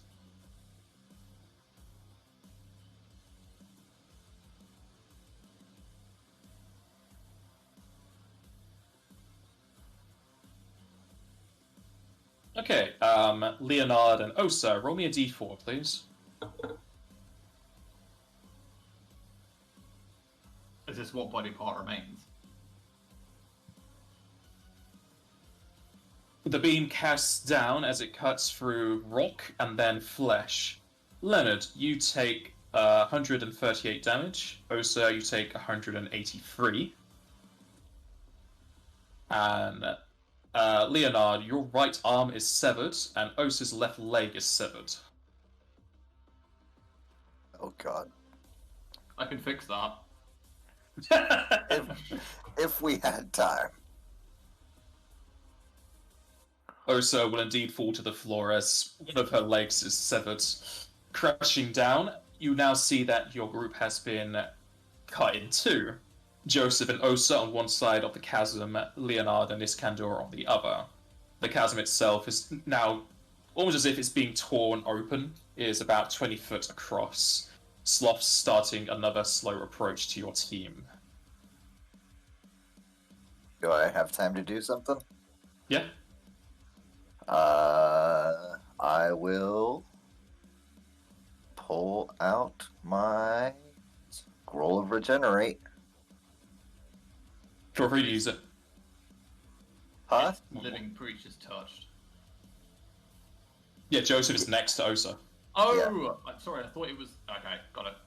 I feel like the fact that he's just said you can freely use it, it's not going to work. He laughed, I'm right. No, I laughed at the dog in the background. It also takes 3 rounds to cast. Oh, does it? Yeah. Oh no. Double check to regenerate. I'm pretty sure, yeah, it takes rounds because of the thing. Regenerate is 3 full rounds, so you wouldn't be able to use that immediately because it still takes the same amount of time. Oh crap. Physical generation is complete after 1 round if the severed members are present and touching the creature. It's But Depends how cleanly it was cut. it takes 3 rounds to cast the spell. Yeah. yeah, that's the problem. It takes 2d10 rounds otherwise, so if we still have the leg, that's at least less rounds for that. Oh yeah, Wait. pick up the leg. Pick up the leg. Okay, you know what? If Instead the leg's of there. that, Pick her up.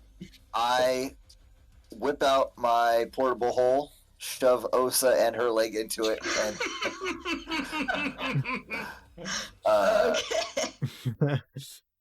and I start running again. Okay, sure, I'll allow it. I'll just say it's like the thing from Toontown, wherever it's called, where they just have that circular black thing. You just like whip her up with it. Yeah, So essentially. who framed Roger Rabbit? Who framed Roger Rabbit? The thing from that. Which one? Leonard and Iskandar doing? I'll assume Leonard is gripping his stub. Yeah, gripping it, so he won't be able to pick up the arm because he's holding on to make sure he doesn't bleed out. So if Iskandar can pick up his now severed arm, that'd be great. Yeah, I'm gonna have to. I can't really make a last stand here, although I feel like I should do. But yeah, I'll grab his arm. And I guess heal him, because, you know, that'd be a nice thing to do, I suppose. Alright, you grab up his arm and start to heal him. As you guys are recuperating from the heavy losses, as your team is losing parts of their body, you can feel that the sloth's approach has slowed down. Making sure he's still on your tails and not working up another attack, you can see a speck in the sky quickly approaching the large monster.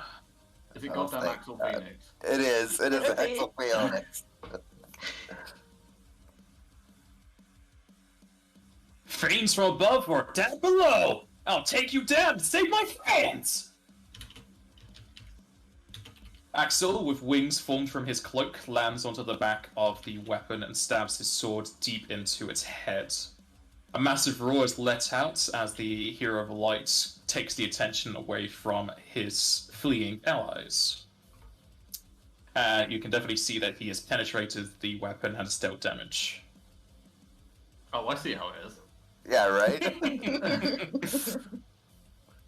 That's supposed to be 200, sorry, I don't know what the hell happened to my keyboard. What, 220? Didn't want to heal him that much. Yes, it is 200 HP. I'll take the MP out now. Just so you know, it's Curager. That's it. Kiraga. Or Kiraja. No, Curager. Okay. And I have 1 MP. Alright. As you continue running, you can see that Axel is kind of like rearing the creature as if it was a bull, pulling on his sword to try and steer him away. Though it brings down a long arm as it crashes and sweeps across the floor, destroying 6 more houses as it picks and just moves through them, throwing brick, mortar, and wood into the skies. And it starts to fall down around your party. And you 3 need to roll reflexes, aside from Mosa, who's in a portable hole. Can you not?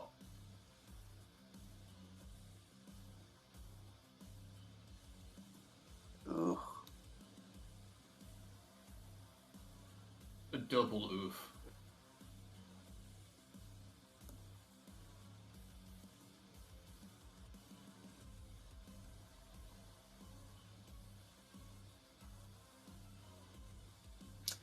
A large door, as well as part of the door frame, comes hurtling down as it lands onto Joseph. Crushing into your back, you feel as if you're going to need a new spine, though it doesn't stop you. It definitely makes you kind of stumble around as you take 49 damage from the rubble.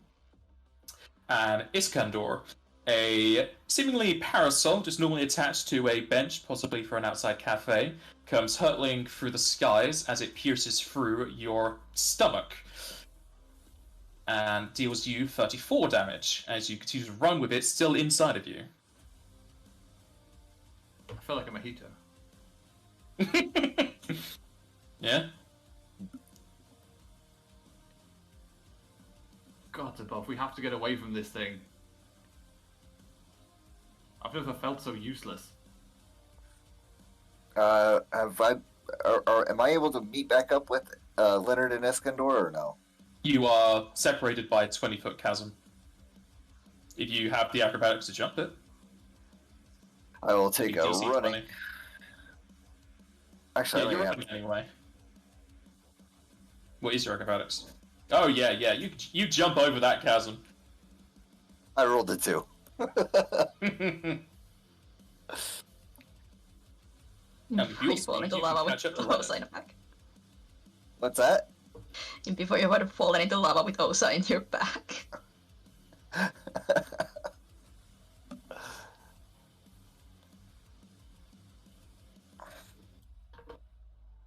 As you continue running away, you hear the slashes and shards of lightning, though this time come from Axel, since he has a lot of lightning due to Rama. You approach the almost destroyed wall separating Sector 1 and 6. At which point, another teleportation will erupt in front of you as a burst of wind appears. Though instead of an enemy's face, you probably see that of a fanatic, as Kurdash appears in front of you, a burning scroll in his hand. Backup plan. What the fuck? See, I told you, weapons! We Points believe up to you. the sky. We believe you now. We had to find out. We need to get out of here. Osa's only got 10 minutes of air in there. Aaron, what? Don't worry about it. Let's just get out of here. Kurdash, we need escape.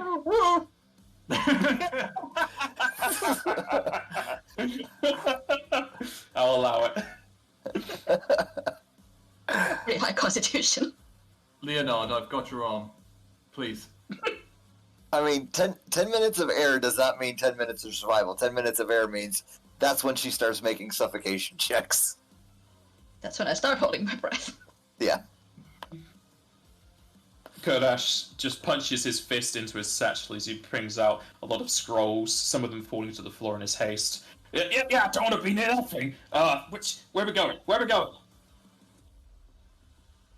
Irregular manner. Back to your covenant. We need to find out how to get to Minerva. Don't forget, this thing will follow us. Not with Axel on it. How'd you know? Pretty sure the Hero of Light's got his attention. It saw us teleport before. It must have to see. Otherwise, it would have come for us before. Here's the scroll. Got it. Gather up. I'll give the 2 pieces of Leonard. Yeah. Grabbing a hold of the arms of Kurdash, you almost kind of push him to the floor with your intent, though he's able to stand up as he reads over the scroll. It starts to ignite, and you feel yourselves whisked away through magic.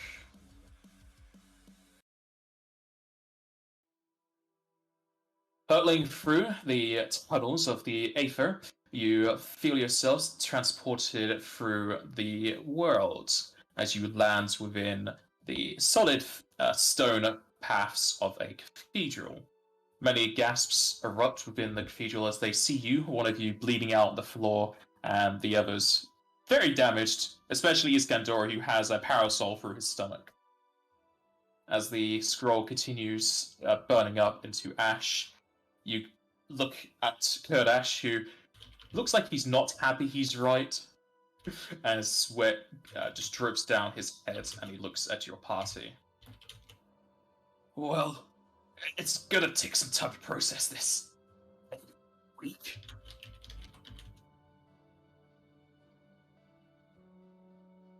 Well, it's going to take a week to get Elsa out of that hole. Just give her a few more minutes. She's probably pretty angry because she got hit pretty hard. She's just raging in that hole. No frenzying, yeah. Oh, it's only 1 round. Yeah. Because I can save against it normally. I can't save against the damage, but it's only Yeah, 1 round. That's true. So Open the hole, Osa. are we away from that thing? For now. I'll hold out my hand to help I her might up, need but some- I'm not going to be any use in actually doing so. She's gonna lift herself up in a way that Joseph maybe thinks that he's being useful. He's gonna pretend that he's helping, but actually just hoisting herself up. And I then can try to roll a bluff for that if you want. I can roll a bluff to pretend I'm helping. I'm helping. Nope. It's pretty obvious. And then I'll reach in, grab your leg, and then I'll set you down, and I'll use one of my scrolls. You're able to reattach her leg, though it definitely feels a bit loose. Where is it? I've got another scroll if you need it. Leonard. Please. Okay. That'll be the last one of those. Yeah, sorry, I'm out of MP. Yeah, they're now their limbs are attached, and I think they regain hit points, 48 points plus 1 per caster level. So The I sad don't. thing is, like, Leonard had full HP, just minus 1 arm. Yeah.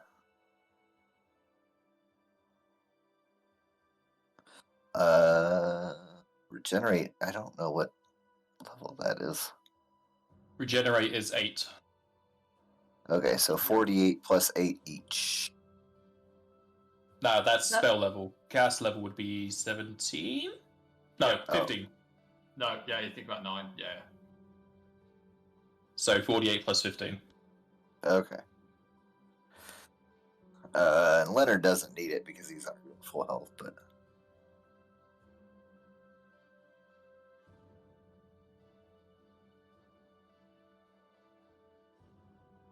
this point, a little bit helps. That's not a score bracket. Why am I not using score brackets? What is going on here? That's a good question. There you go, Hosa.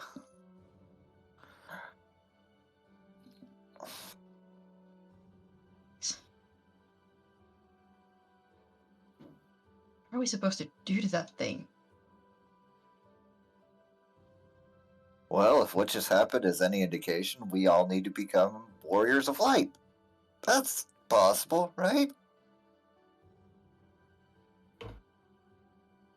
And then Joseph will just sit down and just sigh. Regardless, we need to be stronger than what we were. I thought we were good enough, but well, we're going to need some time to reflect on this. To reflect, there's nothing we could. There's nothing we could do to it. And there's 6 more of those. Well, potentially, at least one other for Momo, sure. If it is the true form of the weapons, then yes, it would be 7. But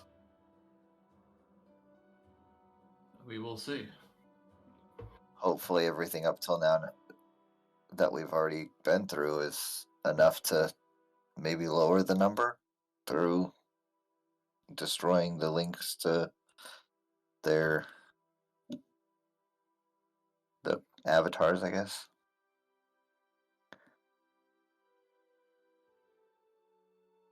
I don't know.